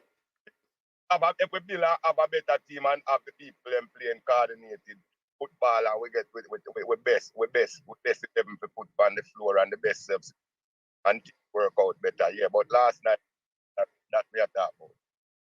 Not wrong, me. It's just me saying that, because to me never have no high expectation for this campaign, especially after you fire the coach, even though this coach was a coordinator, but you fire the head coach and you put in the coordinator interim or whatever to lead the gang. There's a whole lot of other things have to come in. It's too short. And if people are going to start saying this coach make a lot of mistakes, a lot of things have to fix too. So how we know say I don't fix him, I try to fix something. And we are called mistake. I might try to get this thing together. I might search to find him best. Yeah, but Carla, watch that. this. We can't say that he's fixing something when he is playing. All right, he's putting back the same problems that we saw. Remember, in other words, what happened in the Mexico game is not a new problem. But you know what? No. All right then. Since it's not a new problem, that's why we should have never have somebody from the whole organization taking up the job full time. We should have just know say well him coach a one game and then while we're searching. So we must be searching for a good candidate or who we can afford now, Because if at the same system we all get because this man is our assistant, it don't make no sense. That's why when you fire Rivers, you fire him, you get him take him whole staff with him. You know that's a good point to make, Gunners boss. You're saying that if Paul Hall was there with the coach Under the old regime. Right. Them a play. No. We not say him can't get a little temporary interim job, but while him do that, I hope we're searching for a qualify a good top line coach who we can afford to put in at this change of the come with a different with these men adapt to. I'm not calling them boys, they are men. Who these men can adapt to and play quality and good football and assist accordingly with the work. That's what we are talking about. Like how we did have Mr. Sim that adapt to style of and who can take. Yeah, you're breaking up. You're breaking up, Carla. Look here how good you is on Mr. Simeo's thing. You have to work with team system. You see it? And everybody come in and do as them want and everybody I say. And him have the first and the last say. So as some you look on it, so it have to go. You see it? We have to bring in back somebody who's serious about them job and go listen to a man or tell him say, I listen to I Am Sure Sports and Gunners, Military Gun and CC Sound Lab and all these people. I tell him say, no, put these other people in there. I feel some people will shut out them media, And, I pick the best players, them watch the best players, them and pick the best players, them, And no friendship thing and no guy too. You come from down a year, so when me come from, me I go give you a player too. You play upon the same club when me like, me I'll give you a player and them thing. Them thing they have to done and we get qualified professional to play this game to the next level, to get us to the next level. That's how me see it. Yeah. You see it. But me never expect much this go around. So that me accept on that. But as we attack Manins, man, before me running, because you don't know, They are nice snow, I watch it come down harder, as you said that now, me not hear nobody say nothing about the Milrose game this weekend. Milrose game. We're not going to. Yeah, the Milrose We don't care. indoor game. We don't have no time to talk about Milrose. We don't have no time to talk about the Milrose game, man. We are waiting for. We don't have no time to talk. Yeah, Jamaica play a match today, and Jamaica play. Then we not have we big sprinter them and we big We runner no them business, but that Jamaica. Listen, this is they have to go on the track and field channel, man. Oh, you know that track and field over here, sir. Not time when World Cup qualifying finish, we talk about the Milrose games. And when remember say in Portland, Oregon, we having the World Championship coming up this year and champs coming up. When you get to them thing, man? You want more, though? Yes. You me, I beg you. Get pioneer one half hour there. I hear more before me run. The brother wait over military gonna TV I cry last night. If you cry right now, me before the day done or the next show, I'm putting at least $20 on the super chat for you cry again, but you have to cry longer and harder. All right, boss. All right. Yeah, man. All right, cool. People who was crying? Let me know who was crying. All right. Yeah, so yeah. Who was crying? I don't know who was crying. Yeah, upbeat boss. Let me just say this. I saw come to you the crux. Hold on. I don't see any homework done by Pollard. Very good point this is. There was no protection on the right-hand side. From the moment Diego Lioness came on, instantly we should have. That's what I'm saying. We should have had a double team over there. We should have had a double team over there. Double team. Because they brought on Diego Lioness. That's what I'm saying, you know. Mexico made changes based on what was happening in the game. And in the moments in football, you have to do that. Dapper agent, let me tell you this. Why have the field all wet and playing at 6? We are playing at 6 because the team we put together is unable to function in our strength. Listen, the truth is, most of the Jamaican players, even the local players, let's put it that way, they don't play in Jamaica. Andre Blake plays in Philadelphia. Corey Burke plays in there. All of these guys, they play overseas. What used to work where we play in Sunhot last time, not going to work in these times. That I don't know how much of an advantage that is going to be in this context right now. Right? I know my friend Gregory myself, he was telling me about Anson Field. Those kind of things kind of done right now still. I don't know how much difference those things are going to make. You know? Yeah. All right. Crux, yeah. All right. So watch out now, Crux. You have to flip it. You always have to have your phone landscape when you want to come on here. So fix it landscape, and then we bring you back on. Just fix it landscape, turn it this way, so the screen can look better, and then we bring you on. All right.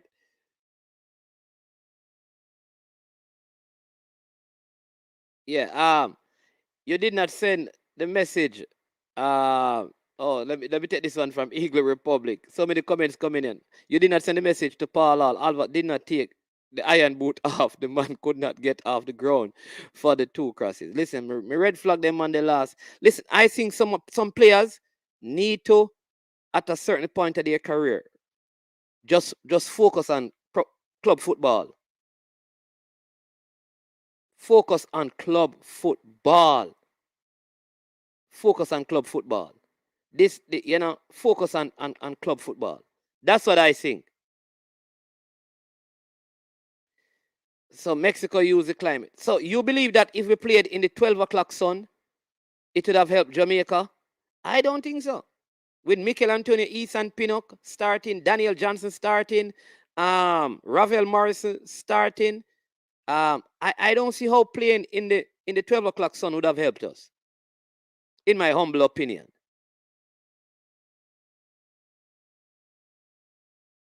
You know, I don't think so. I think we can use those things when we have squads that are primarily built around players who are playing in the local conditions. You see, the difference with Mexico is not the playing surface. It is whatever time Mexico play. If they play it at 12 o'clock or at 7 o'clock, it's the same. It's high altitude. So the time of the game in Mexico don't change the altitude that they're going to play at.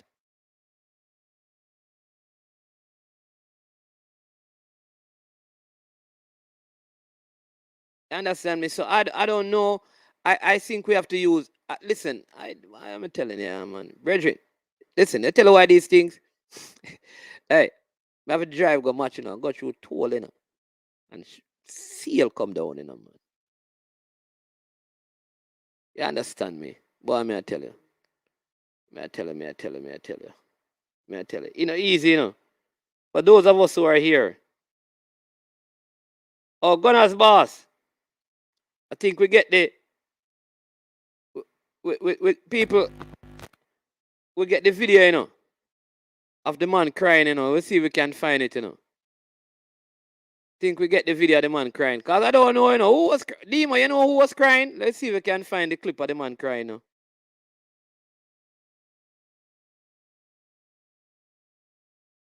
Let's see if we can find the clip of the man. Who was crying? I must spoil my youth. Welcome, people. Let me share something with you, right? If you missed it, this is my friend. The one and only Ryan LFC. Yes. Yeah, man. So we make a boss, Ryan. You understand me? Because you don't know. Gunners boss. See it here, man. Don't bring all my sport for you in the game, Bridget. Taylor. Yeah, Same man. thing every time, brother. What we are calling all my sport, man? What we are calling 19 become give the thing all the time, brother.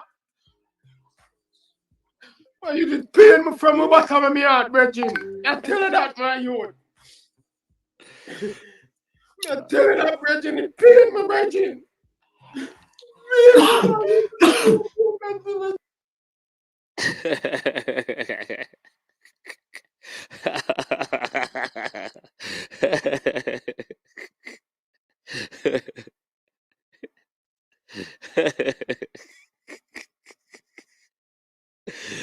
Oh, yeah.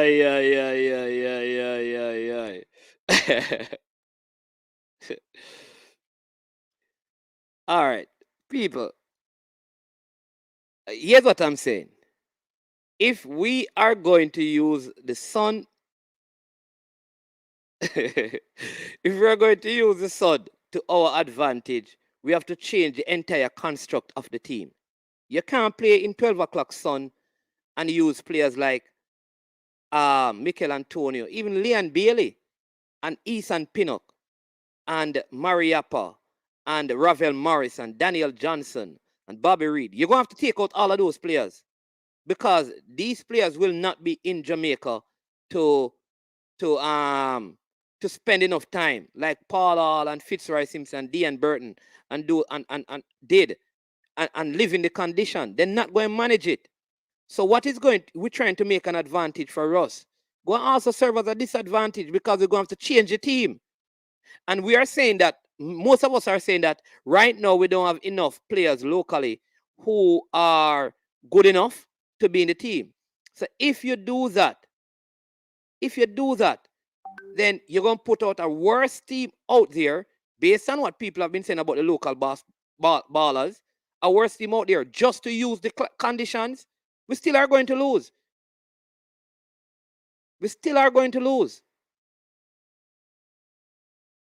So I don't know about that. How you doing, sir? Yeah, man. Respect man from Mannings. Yeah, man. You don't flip the phone landscape. Yeah, you know them technology thing there, we know. Okay. All right. All right. But next time we set it up right, man. Yeah, man. All right. Go ahead. What say you? All right. So when me about to say now, me real quick. Hold on. Before you share your thoughts, people. 30 seconds. Before Rasta shares his thought. We need 12 likes to 100. Hit the like button right now before me have to play Ryan again a ball. All right. Go ahead, Rasta say it. All right, boss. So the people them above 40 are going to understand what I say now. You see, anyhow, Anandi Luo was in the position of Damian Luo yesterday against that Mexican. Anandi Luo would have bust him salad. Anandi Luo wouldn't kick him and get a red card. Because Damian get to the ball first. But we have this kind of wild thing when we don't understand with footballers. Where them 21st century football, you can't go wild like Mark Agla Wilson and them and them. You could have played the ball without doing that, but him did not, and it cost you the game. The game lose from the 45th minute. True. Everything else what we do is a valiant effort, but the game lose from the 45th minute because you're not going to beat Mexico with 10 man. Mexico not the ball too well for do that. Yeah. I know, so that just think was a major problem in the game, the red card. That's it, man. After that, I mean, if we have 11 man, we beat them 2-0. Because if we have 11 man and score and them start press, we are going to catch them on the break. But what happened was the front man, Gray, have no help on him get the ball and him not that good at protecting it. So one player, him just cough it up because football is tug of war, you know. Man, we really know football, we tell you. 11 man pull a rope against another 11. And eventually when you lose, not just a winger, but a center defender who talking to everybody like low. That's why we give up the goals because Alvas now look on him right shoulder and nobody not there to tell him. So you can't lose your sweeper in the 45th minute and a player in the middle of the field, not even on the top of the box. Ignorance. So, you know, we are going to let you and make the man them give them thoughts, but much respect, Rastan. And next time we landscape it up. But, you know, we give everything with the red card, big man. We give everything with the red card. So, much respect. Yeah, man. All right, Rasta said. Clarendon College. All right. Yeah, man. Team for life, man. But big up, man. You have whole leaf to be proud. Remember that. Hold up your head. Big up yourself. Man. All right. Bless up. Cool. Chris, the sports guy. Boy, we were in the stadium. Yeah, man. What say you? Tell the people what you saw from inside the stadium. You know, even though it was media, you know, we felt like this the fans at the moment. You know, when we lost 10 men, we knew it would have been difficult. When we lost one. We lost 10 men. We lost one person, and it would have been difficult playing with 10 men against Mexico. But we showed resilience and we showed fight. When we scored, it was because we kept our heads. We passed the ball on the ground like I've been calling for the how much years now to pass the ball on the ground. Every minute we're launching the ball over the top, you know, basically taking out the midfield out of the game. And, you know, it was kind of gutting, as Daniel DJ said, to not have gotten 3 points or even a positive out the game. I honestly thought that had Mariappa been on the field instead of Alvas, we'd have gotten 3 points. Forget the fans would have been in there. Forget we need 1,000 fans, even though I agree with what, you know, Andre said, and I agree with what Damian said about the fans. Take the fans out of it. Even with 2 fans, right? Even with no fans in the stadium, even with a few media people in the stadium, we still were able with 10 men to go ahead and last over 30 minutes against Mexico. And we should have seen it over the line. I think I see some positives out the game. I think Ethan Pinnock is an outstanding defender. He saved us a lot last night. Yeah. Made some crucial sliding challenges, some crucial interceptions. I thought that last night was DJ's best game of the entire World Cup qualifier so far. DJ had a really good game. But isn't it his second game of the World Cup qualifiers? Well, if you want to even go further, I think this is one of his best performances game for Jamaica. Yeah. I think that he intercepted a lot of plays, and this is the type of system that works for him, a 4-3-3 system, because it's 3 central midfielders and not 2 CDMs, 2 wide midfielders and a central attacking midfielder. I think that's also one of the reasons why Ravel never really showed up. Ravel was poor last night. Mikel Antonio wasn't his best game either. But, I mean, we should have kept a clean sheet and should have won the game last night. I think that change that he made with Alvas, you know, he had to make a change and take off Javane Brown, because Javane Brown, when I spoke to the coach, he said that Javane said that he was out of it. I'm not saying that he was injured as in he couldn't walk or do nothing, but he was out of it. And he said he couldn't continue. But news flash is Paul Hall said he's okay. Javian Brown is okay. Just that he couldn't finish the game, and he decided to bring in Alva Spoil. Even though it's a like for like change, Alva Spoil is not the best change to make. And Demo, as he comes in, he and I had a conversation about it last night, and Adrian Mariappa was the best change to make. You needed to defend the 1-0 lead. You didn't need to go guns blazing because, as I said, this is a Mexican team that is trying to get 3 points because they're under 1-0 against us. Have been 4 points behind Panama and 2 points behind Costa Rica with a better chance because we play Panama away on Sunday. Costa Rica plays Mexico. We play at home to Costa Rica. Panama plays away to Mexico. So it would have played right into our hands had we gotten those 3 points against Mexico. Mathematically, we're still in it, but we know that we have to look forward to 2026. I don't think that we're going to qualify for this World Cup, but we have to look forward for 2026. And the good thing about it is that a lot of these persons that are performing still have at least one cycle left. DJ has about one. Ethan Pidacano has another World Cup in him. So I just think that the change made to Alvas was for Alvas was bad last night, and it showed. Vega had a field day on that left hand side for Mexico, and I'm pretty sure, even though I didn't understand what the Mexican coach was saying, I'm pretty sure he said attack Alvas Powell. He saw where he could have basically plugged the hole in Jamaica, and Alvas Powell was the Achilles heel, and it worked out for them. All right, thank you, Chris. We have Dean Sewell. Dean, you're so dark. Can't even see you. No, My name's and everybody, Demo, big up on Demo, yourself. bless up. Go ahead, Demo. So I'll Yeah, let Demo go and then Dean. Dean, wait, yeah, because no light.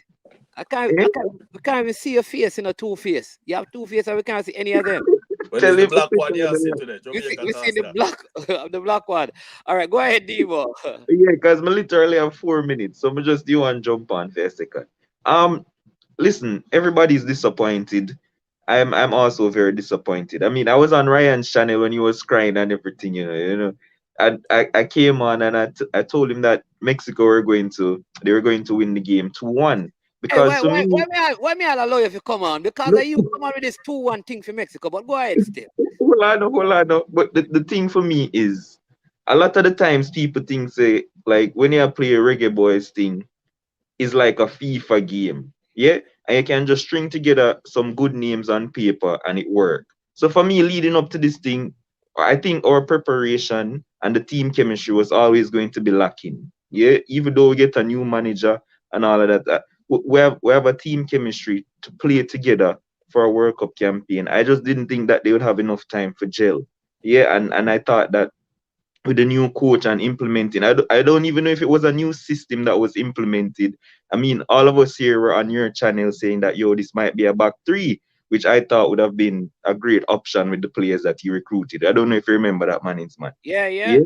Yeah. So I mean, I don't think that it was a new strategy per se.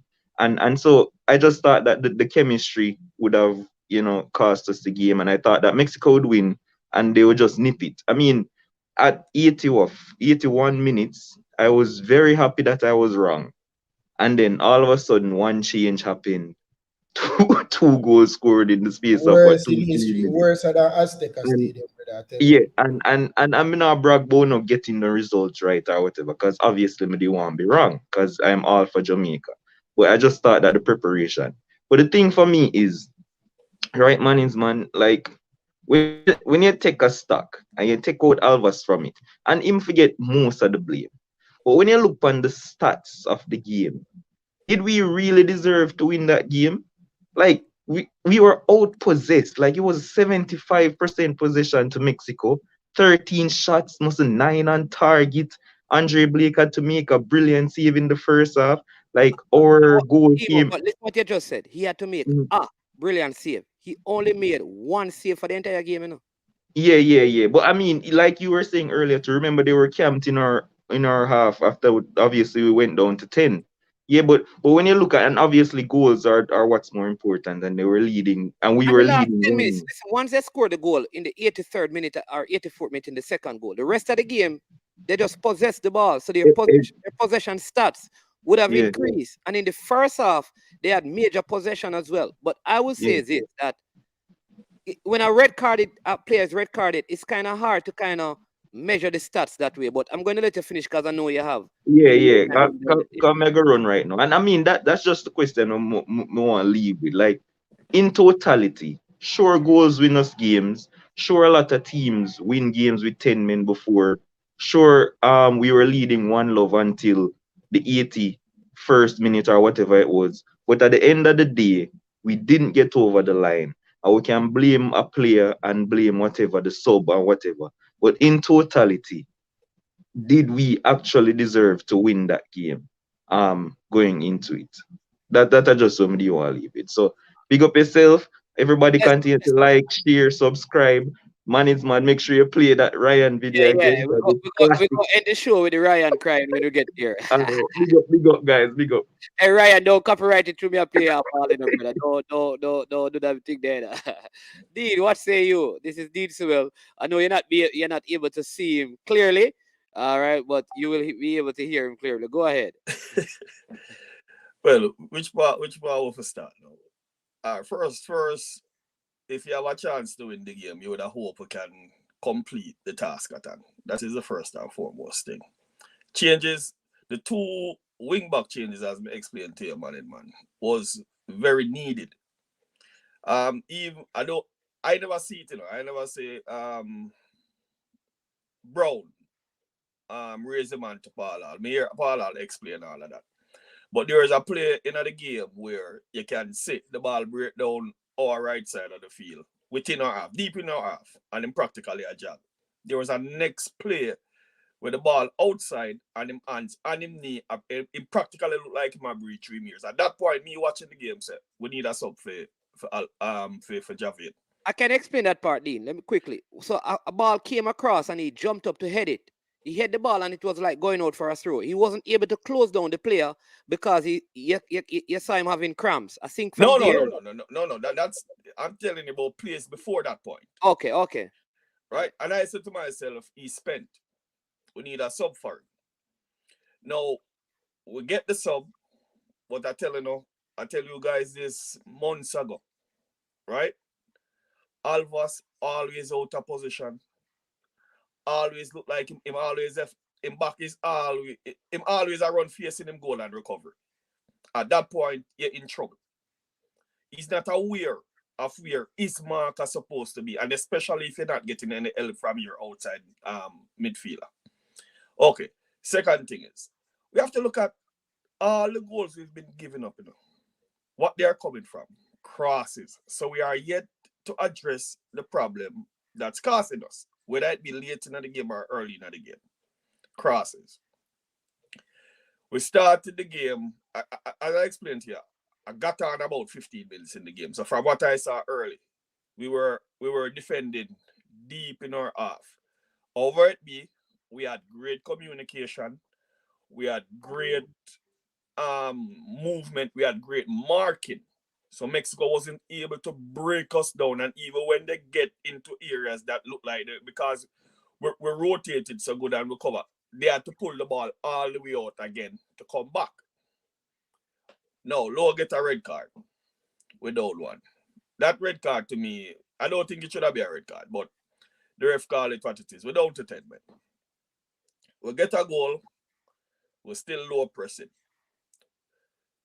We still have Mexico coming. But inside of that, we break 3, 4, or 5 times. One at a time, Lee win possession, intercept a pass, played forward from deep in our half. And Lee was the man that get up to support the play. What happened to the other midfielders?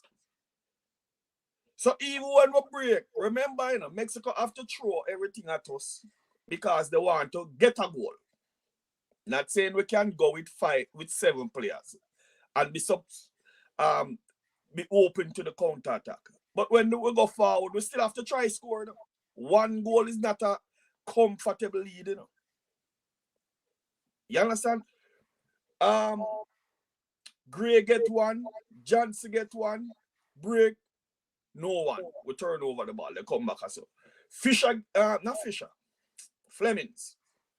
Flemings gets one break on the right side. Him go by himself, nobody. Now, when you keep giving a team such as Mexico, are these, because everybody tried to possess the ball and try to break from the wings. And they keep coming at us, at some point you're liable to break. We lose Lawrence, we get Lee. That's an evil swap. We lose Brown and get Paul. That's not an evil swap, even though it's a position swap at that point of the game. So the better swap would have been a more defensive-minded player. Let's say Mariappa. Let's say he's a right back, right? Or he has played right back, right? Take away speed, he would have been in position. Speed is only important to recover when you're out of play. Yeah. Right? So if you don't have speed, you're going to play in position. You're going to play and at least play a ball. Too many times, Alvas Paul is out of position late.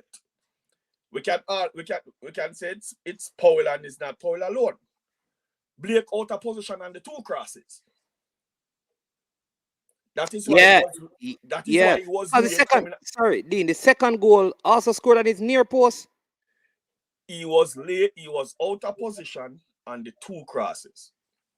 You can give and take the second one because when the ball played inside to the guy that crossed the ball, you realize that guy was wide open. That guy was pin up man, Pin up at him, and when the one with the ball turn and fake Johnson and spin back around, Pinnock allow his marker to go free. So when the man turn him just play the ball in between two man, Pinnock was gonna be late. So by the time him drift, the man cross the ball, Alvas will too far again inside. Right? If he was aware of where the man was and he was maybe two steps towards where the player was, him could have probably deflect the ball. So if you're out of position as a wing back, you don't know where your markers are, you are going to give the opponent more opportunity because if you can't see him can't do anything. Yeah. But your coach always tell you, Dean, your coach always tell you, watch your runner. Like that is elementary in defending. Right? Watch your runner, iron the ball, watch your runner. So whatever position you are, you should be able to see the ball, the line of the ball, and see the defender. Like I'm saying that, how long has this been happening? Is it coaching or is it that the player mentally is not at the place? Because this is elementary in terms of football. Discipline and focus. That boils down to discipline and focus. Chris, or go ahead. I would have to say probably these guys that not good at defending. I don't know, man. Because I'm saying that this is not the first time or the second time. But Chris was going to say something, so let me hear what you have to say, Chris. You're muted. Yeah. To be honest, I think Alvas Powell has been accused of this for a while now. I think since he has started to have his recurring injuries, he's lost his defensive capabilities. Remember, Alvas Powell cussed out the coach and said him should have done a Gold Cup.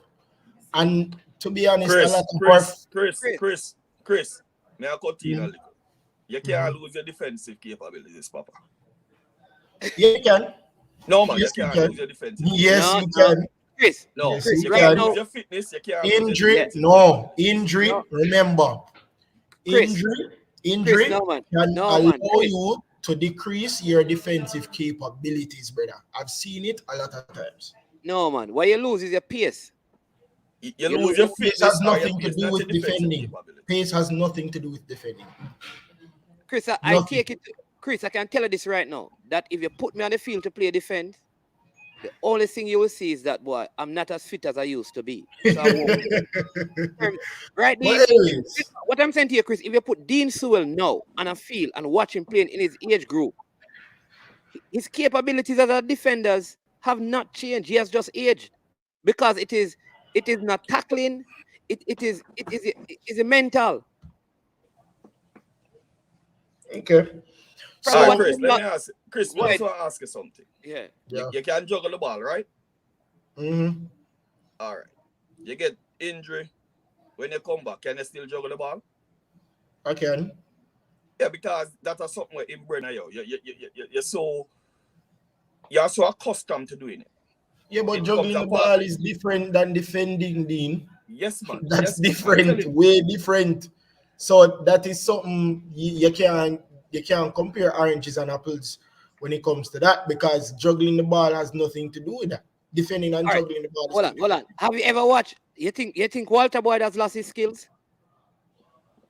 Mm, it has diminished somewhat, obviously, Him because just of get his slower age. at him No, reaction. he can do all these things, but slower. You understand? So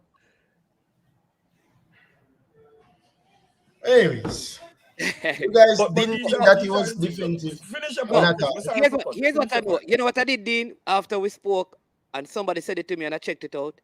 You know, anytime back in his early days, Alvas played better in a back five when he had more leverage to go forward and less responsibilities defensively. So what do you think we should do then? Should we put him more forward then? No, we can't have Albus playing. No, That is what you're telling me, but no. Who said that? I don't think Alves needs to be in the squad. I think last night proved it. I don't think he needs to be in the squad, honestly.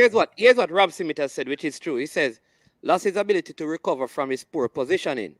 He's always been poor, but always uses speed to recover. So, and that's a good point. So, what is showing up now is that now that he has lost pace, you are seeing how poor he was positionally. Right, But Dean? that Yeah. but that also tell it he was poor defending. Right. You're So right. you He was a use your poor defender. speed to recover on your poor defensive capabilities.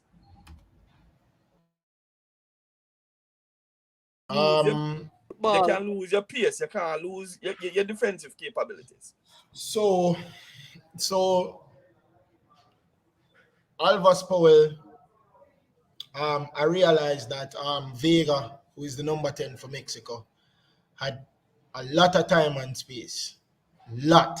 He could have done a lot of things on that left hand side. Now, the second goal that was scored, which, even though I think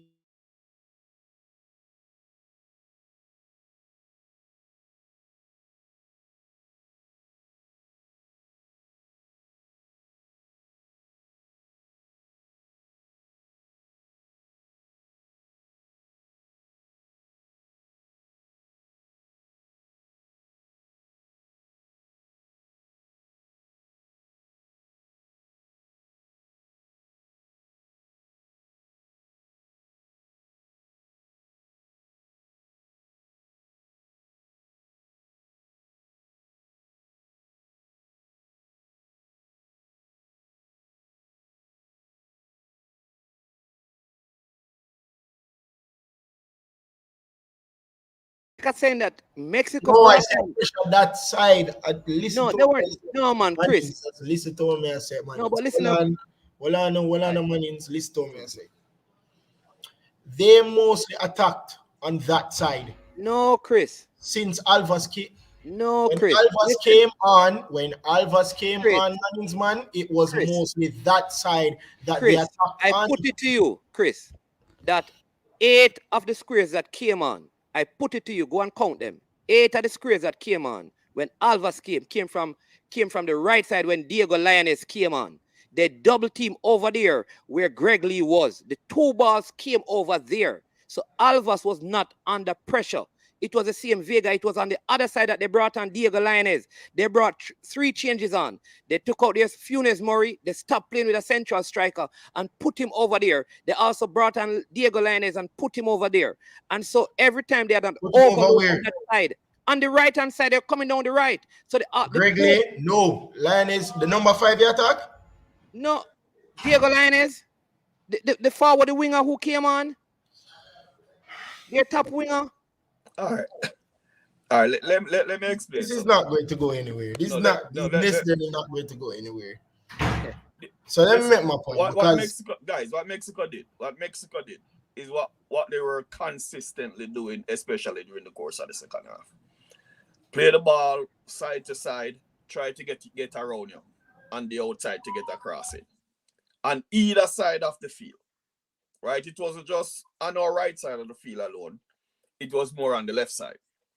They had more space when they break on the right hand side because of our defensive capability not to defend properly on the right side. So they had more success with more clear players when they break on our right side. But they were doing it on both sides of the field. Subsequently, the crosses came from our left side of the field, and the plays that cost us ended up on the right side of the field. So the finishes were on the right hand side of the field. Yeah. But the squares came from the left hand side. But the crosses that killed us came from the left hand side of the field. Yeah. And that is why I was saying, Dean, that what could have been done is that he blocked up the channels on the outside, because that's how Mexico always play, because they weren't coming down the middle. I thought that would have been a better thing, because they weren't attacking us down the middle. They just kept on going down the flanks. Why didn't we try some? Because they were overloading on those sides. Why didn't we double team and try to eliminate that overload on the outside? And see if they would attack us down the middle. We just never made any adjustments. And so I think like the Mexicans, they studied us and realized that, listen, this team has conceded most of their goals from squares. So they would have prepared to do most crosses, tried to hit us on the crosses. And they had few more chances. One, the same number 10 guy head over the crossbar. And this was right through the game, you know. Crosses were really our Achilles heel, and it has been that right throughout the campaign. Right throughout the campaign. Right? So I don't know. But like I say, it is what it is. I don't, I mean, what adjustments? All right, let me bring back up Chris. Chris, hold on. Finish up your point. yeah. But I don't even have the words, to be honest, Dean and Mannings, to really describe how gutted I am of that. And to be honest, guys, you have to give them credit. The fact that they went down to 10 men and they scored and they lasted half an hour, you have to give them some sort of credit for that. A lot of the players were upset at Alvas, I can tell you that, because I was on the pitch when after the game, and trust me, they were upset, very very upset. I spoke to Mannings when I came on here earlier. I don't think that Ravel Morrison had a good game at all. He lost the ball too much time, lost possession too much time, and ended up sliding a lot of times and almost could have gotten a foul. And sometimes maybe possibly a yellow card when he did what he did. As you guys said, we have to defend the crosses. The crosses have been in this World Cup qualifier. Matter of fact, we go back as far as the Gold Cup. The crosses have been our main problem, and we're not able to defend them properly. The subs when they came on, I think that Liam Moore gave somewhat an account of himself. I think that Greg Lee, to be honest, I think was decent. He replaced Taxi, and I don't think that he did a bad job. I don't know. I just can't see a way of us to go through. Had we gotten 3 points last night, gents, I think it would have been better for us, because, as I said, Costa Rica has Mexico at the Azteca, and Panama has them at the Azteca on the 2nd of February. So it would have played right into our hands, because we would have had, I believe, El Salvador at home, and we would have had Panama away. So it would have played better out for us had we gotten 3 points. Here, Manning's man in the whole game last night. Manning's man the whole game. I wonder if Manning's man was the coach last night. But I don't know, man. It was it Listen, I was tell him, I shout out loud, put on Murray. We needed Murray up in the game. Mariappa was the better change. Mariappa was the better change What, because what they say you about adversity? That adversity is what? The mother of invention. That's what they say. I think that's let me the tell saying. you. But I think this I, this I this I'm gonna situation. send you a picture of Manning's man. And this is how poor Alvas was last night when he came on. I'm gonna send you a picture because somebody sent me a picture last night and I didn't I because Alvas, but this made it worse. I'm gonna send you a picture Yeah, man. on Yeah, man. WhatsApp WhatsApp. it. Yeah. And I don't know, I think you can Yeah, you man. possibly can show it on here Yeah, to man. show you how bad he was, how far Vega was from Alvas. Yeah, man. But Let me say this um after Chris. I think what will happen is that Greg Lee starts, Kevin Stewart comes in for Ravel. Greg Lee starts. Um Brown is going to be okay. He starts now with Pinnock and um Liam Moore. And so maybe we can get something more out of the game, right? We, Because we, of this. we still have a I think mathematical chance, you know. Costa Rica, we Costa do Rica because did us if great all justice. works out, Dean will be 22 points. Yeah, but Um, let's no. Why I say mathematical, we still have a chance because Costa Rica did us some justice. Because remember, we're chasing the fourth place spot, so the team in the current fourth place has extended their point standing between us and them, and we would have more teams that's ahead of us practically, Costa Rica and Panama in our sites of play. So if we can get 6 points, let's give us 6 points. That would have put us here 13. Saying that Costa Rica and our Panama doesn't get any points from their next two fixtures. Well, if we gain that, they wouldn't, right? So we would have then have 12, 13, 14. So you understand? So going down the wire, then it would have been how we finish. We just can't drop another point. That's where it is really. can't drop the ball at all, Dean. We Yeah, can't drop the ball at but all. And mathematically, we still have a shot. mathematically we still have a chance. Have a shot at Yeah, getting into and the playoff. yeah, and that idea that you put up Manning's man, I actually would want to see how Gregley plays for a full um for a full half at least, or let's say for a full game, because like I said, when he came on, I think how he defended the switch of pace by the Mexican wingers, I thought he did pretty decent. You spoke about the interception Dean that he had, very good interception. So I think that, to be honest, it is a do or die no situation for this window. We have to win the remaining two games. Um, No, we have to win the remaining 5 games. Any point yeah, we drop, remaining that's it. five games. Matter about this window. Is this window talking? That's why. That's Well, why. right now, My Chris. mind reach this window. This window Right now, matter. Chris. Every window open. We have to Yeah, get through them. yeah, we have to. We have to. I think we Yeah. need to win the two game the remaining 5 games of this World Cup qualifier. Remember, it's not easy to play at the Azteca. Acclimatization is very difficult up there. So if Mexico wins their other 2 games of this window, it really puts us in the driver's seat of maybe getting that playoff spot for us to go to the World Cup.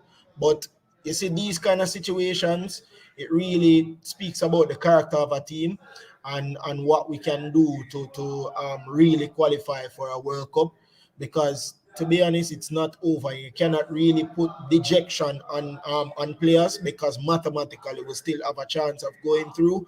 But you have to use that as a sense of, we have to go forward and we have to get the results so we need to, and we'll see where it goes from there. But it really is something that we have to look at. I think our toughest game, to be honest, for the remainder of the World Cup qualifiers is against Canada in March. which is our second match of the of the um of the last window. So we'd have to see that one out as well. So I think that's our toughest yet. And I Yeah, think that only one but winnable game. at that point though, Chris, why our next two game is crucial, right? Mhm. At that point, Canada would have probably wrapped up their qualifying spots, and they wouldn't have to press. They wouldn't have to feel their best 11, so to speak. Yeah, understood. I don't think And they they would would have feel probably their start strongest to 11. look at younger players and some other players to incorporate in their thing. So Maybe that could be a shining light for us. I mean, yeah, I guess we can use that, but we have to treat it as we have to treat it as they will be using their strongest 11. So we just have to go there and see if we can get the job done. But we can't necessarily just say it's done and dusted because, as I said, mathematically, we still have a chance. So we have to see where we go from here. But it was a good loss, man. Yeah. All right. We have Maxwell, the leader. How are you doing? So, what are your thoughts? Boy, look here. I think I'm still more optimistic than some of the panelists because look here, let me tell you something. And some of The the panelists, results, hey, which one of the panelists have hope, well, man? look Dean, here. Dean have hope and Chris have hope. Nobody is saying that we must win every single match. Look here, let me tell you what has to happen. We have to make sure, right? If we can get full points against Costa Rica and Panama, we're right up there because I'm telling you, based off of how it's looking right now, makes the Mexican trail has started to roll. So the two of them, if we can manage to stay within touching distance, because what you have to look at, who does Panama have last and where? Panama not going to beat USA in USA. You understand? What the crucial matches are from here and from me is Panama in Panama and then against Canada in Canada. If we can even pull a point in Canada, we're still in there. But we must get full points for the next two. Because I've told people, when people have said that you have no chances at all, look at the fact of the situation. Other matches are going to drop points.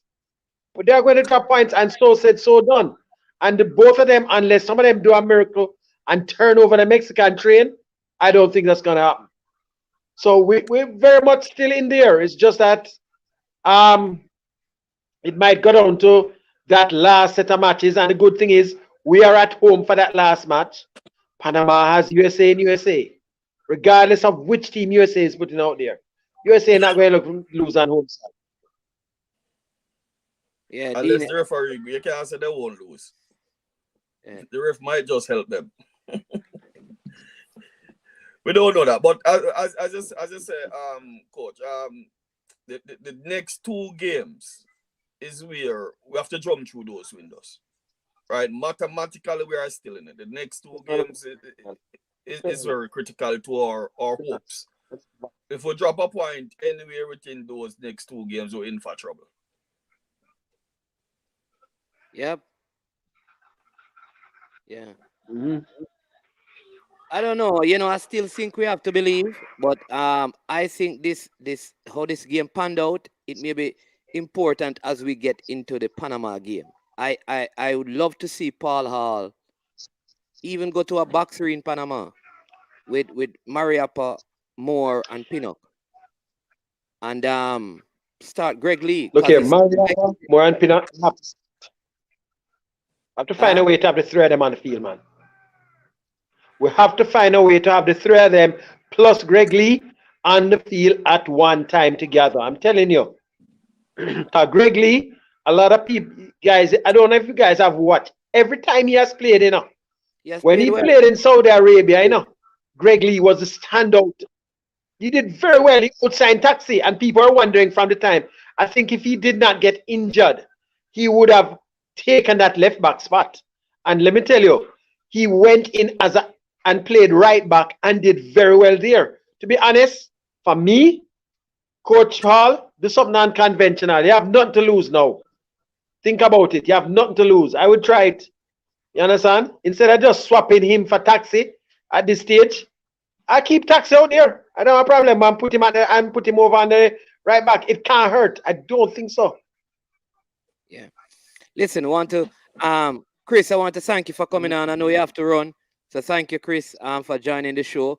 I have a little bit more time left, probably around 5 minutes or so to wrap up. So we're going to put the cap on it. But thank you for coming on again and sharing your perspective. Really appreciate it. Yeah, man. Yeah, man, no problem. All Yeah, right, man. That's later, Chris, guys. the sports guy. Remember to link up and check out his platform and show him some love by subscribing to it. Leroy Smart says, your counting points before games have been played. Very foolish. I have watched Jamaica squander points point after point.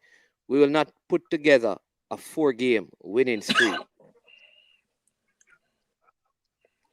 Well, You never Leroy, know. we have to look at the possibilities Yeah, that lies in front of us. And once there's a possibility, then we can hope, because we've been hoping, and every game it comes where the hope becomes a little more dire and dire. But we still have a chance. We still have a chance. We still have a mathematical chance, and we can't say it's over until it's actually over. over. Right. Absolutely. Listen, I mean, Sir Maxwell, the last 2 words, because we close in 4 minutes, and then I'll have Dean give his final thoughts.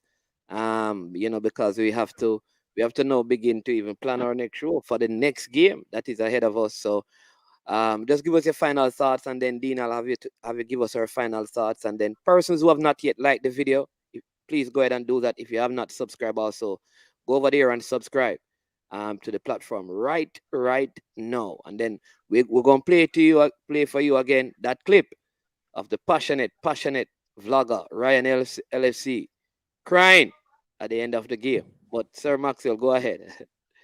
Look here, all or nothing. Get the best players on the field together, and that's it. It doesn't matter right now. We have to get them all out there. And one of the things for this team, Jamaican team here, we have good defenders. But the problem is we can't get all them out on the field. Get all of them on the field at one time. All or nothing at this stage. Do something unconventional, Mr. Hall. That's all I say. That's it from me. Yeah, Sir Sewell. Well, my point is this: when we're playing, I don't want us to play scared. If we have a chance to break, we break as a unit, and we transition back to defense. Paul had mentioned the transition game, right? And we transition well in defense, but not well in offense, and it cost us. It cost us because we could have gotten a goal or two. I see Ravel got one inside their half, and he didn't pull the trigger. He tried some cheeky play, which ended up. Man, these are the things that kind of killing us, man. We get one goal, we can't sit on it. If we can go and get two, we'll go and get two. It was similar to was it Honduras? We were up 1-0 and came under pressure, and then we got the goal that kind of break their back. The Mexico game, we got a few chances that we could have done that and didn't do it. The players just never went forward to join up with the offensive player that break. And that's the kind of sad part. And then giving up 2 goals in 2 minutes. That's really a killer. And after we gave up the 2 goals, it looked like we had some energy to press to try and get back a goal, which we should have had that energy within the time we were probably holding back or trying to be a little bit more deep defensive. But it's part of life, part of the sport. And we just have to go to the drawing board and try eke one out on our next game. And start from there. By all means necessary. Yeah, man. All right. Want to thank you again, Dean, for jumping on and being a part of the show. Hope we can have you when we do the other shows. Discussing Jamaica versus Panama. Yeah, man. But bless up, and thanks for coming on again. All right, no problem, man. Yeah, man. All right. So thanks again to Dean Sewell and Maxwell and Demo and Crux, who was trying to come on, all the callers and all the persons in the comment section as well. Really, all our viewers, man, we respect and love you so much for all the support you give us. Even the ones who beat man into man sometimes, much, much respect. Man is still Dean to go get his gears and call Paul Hall. All hands on deck. Read the rest of these comments. And 48 hours and only use 4 hours training. We have to have longer training sessions where we do a lot more tactics. Signs of a good team. They win those clinchers, luck or otherwise. Yeah, man. All right. So here's what I'm going to do, people. For those of you who missed it, this is I'm going to play a clip from my friend Ryan LFC. Right. I can do this. I am telling you, this is his response to the loss. At this time, I was probably on my way from the game. Ryan, can't tell you who sent it to me, bro, but I got it. Somebody gave me the clip. So here we go, people. What say you? Spoil my youth. What would bring all my spoil for give away the game, Bridging Taylor? Same thing from every time, brother. What we are calling advance spoil back? What we are calling when I team become give away the thing all the time, brother? Well, you did pain me from the bottom of my heart, Bridging. I tell you that, my youth. Well, you did pain me from the bottom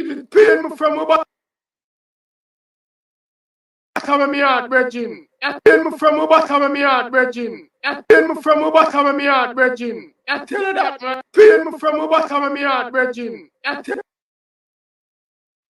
you that, my youth. I tell you that, Bridging. It pain me, Bridging.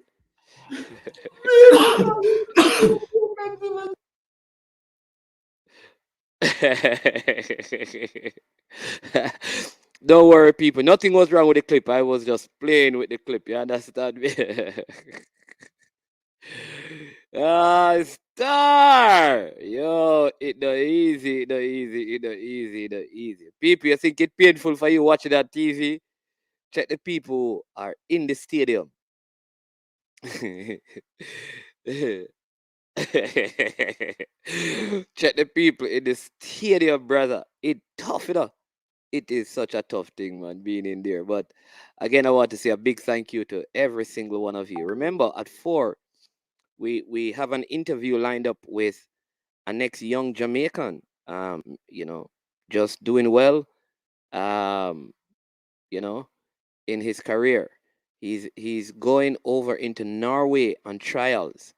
Tour Andres Flo, you remember that former Chelsea player, has invited him there on trial. Young player. He's going to be on at 4 to share his story and his journey. Could he be one of those players who gets into the pool as we prepare for 2026? Is he someone we need to call up for the Nations League that begins at the end of the World Cup qualifiers? And should we use that as preparation for 2026 campaign? Should we start doing that right now?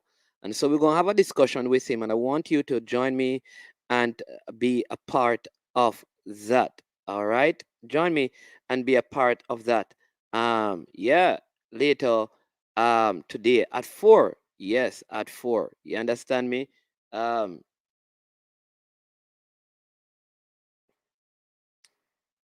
Yeah.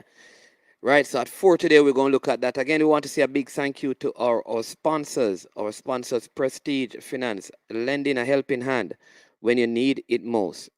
Listen, there's a big thing going on there. If you need a loan of up to $100,000, all you have to do is to call them and say to them, we heard about you from I Am Sure Sports, lending a helping hand when you need it most. Right, from I Am Sure Sports. Call them at 876-884-7390. Tell them, we heard about your company from I Am Sure Sports. Here is what will happen. You'll get up to $100,000, same day processing, no processing fee, and 0 to 4% interest. Right? Also want to big up Launch Legacy. Yes, Launch Legacy. They have come on board and they are also here sponsoring us, and we appreciate what they are doing. Launch Legacy. Yes. Handle risk, seek legacy. And so for all your personal insurance needs in Canada and the USA, visit them at Launch Legacy or call or text 647-989-0782. Listen, don't depend on pension alone. This is a place where you can have your money working for you. Give them a call now, and I'm telling you, they will give you a product that suits your need. I want to say again, big thank you. Bless you, one and all. Yeah.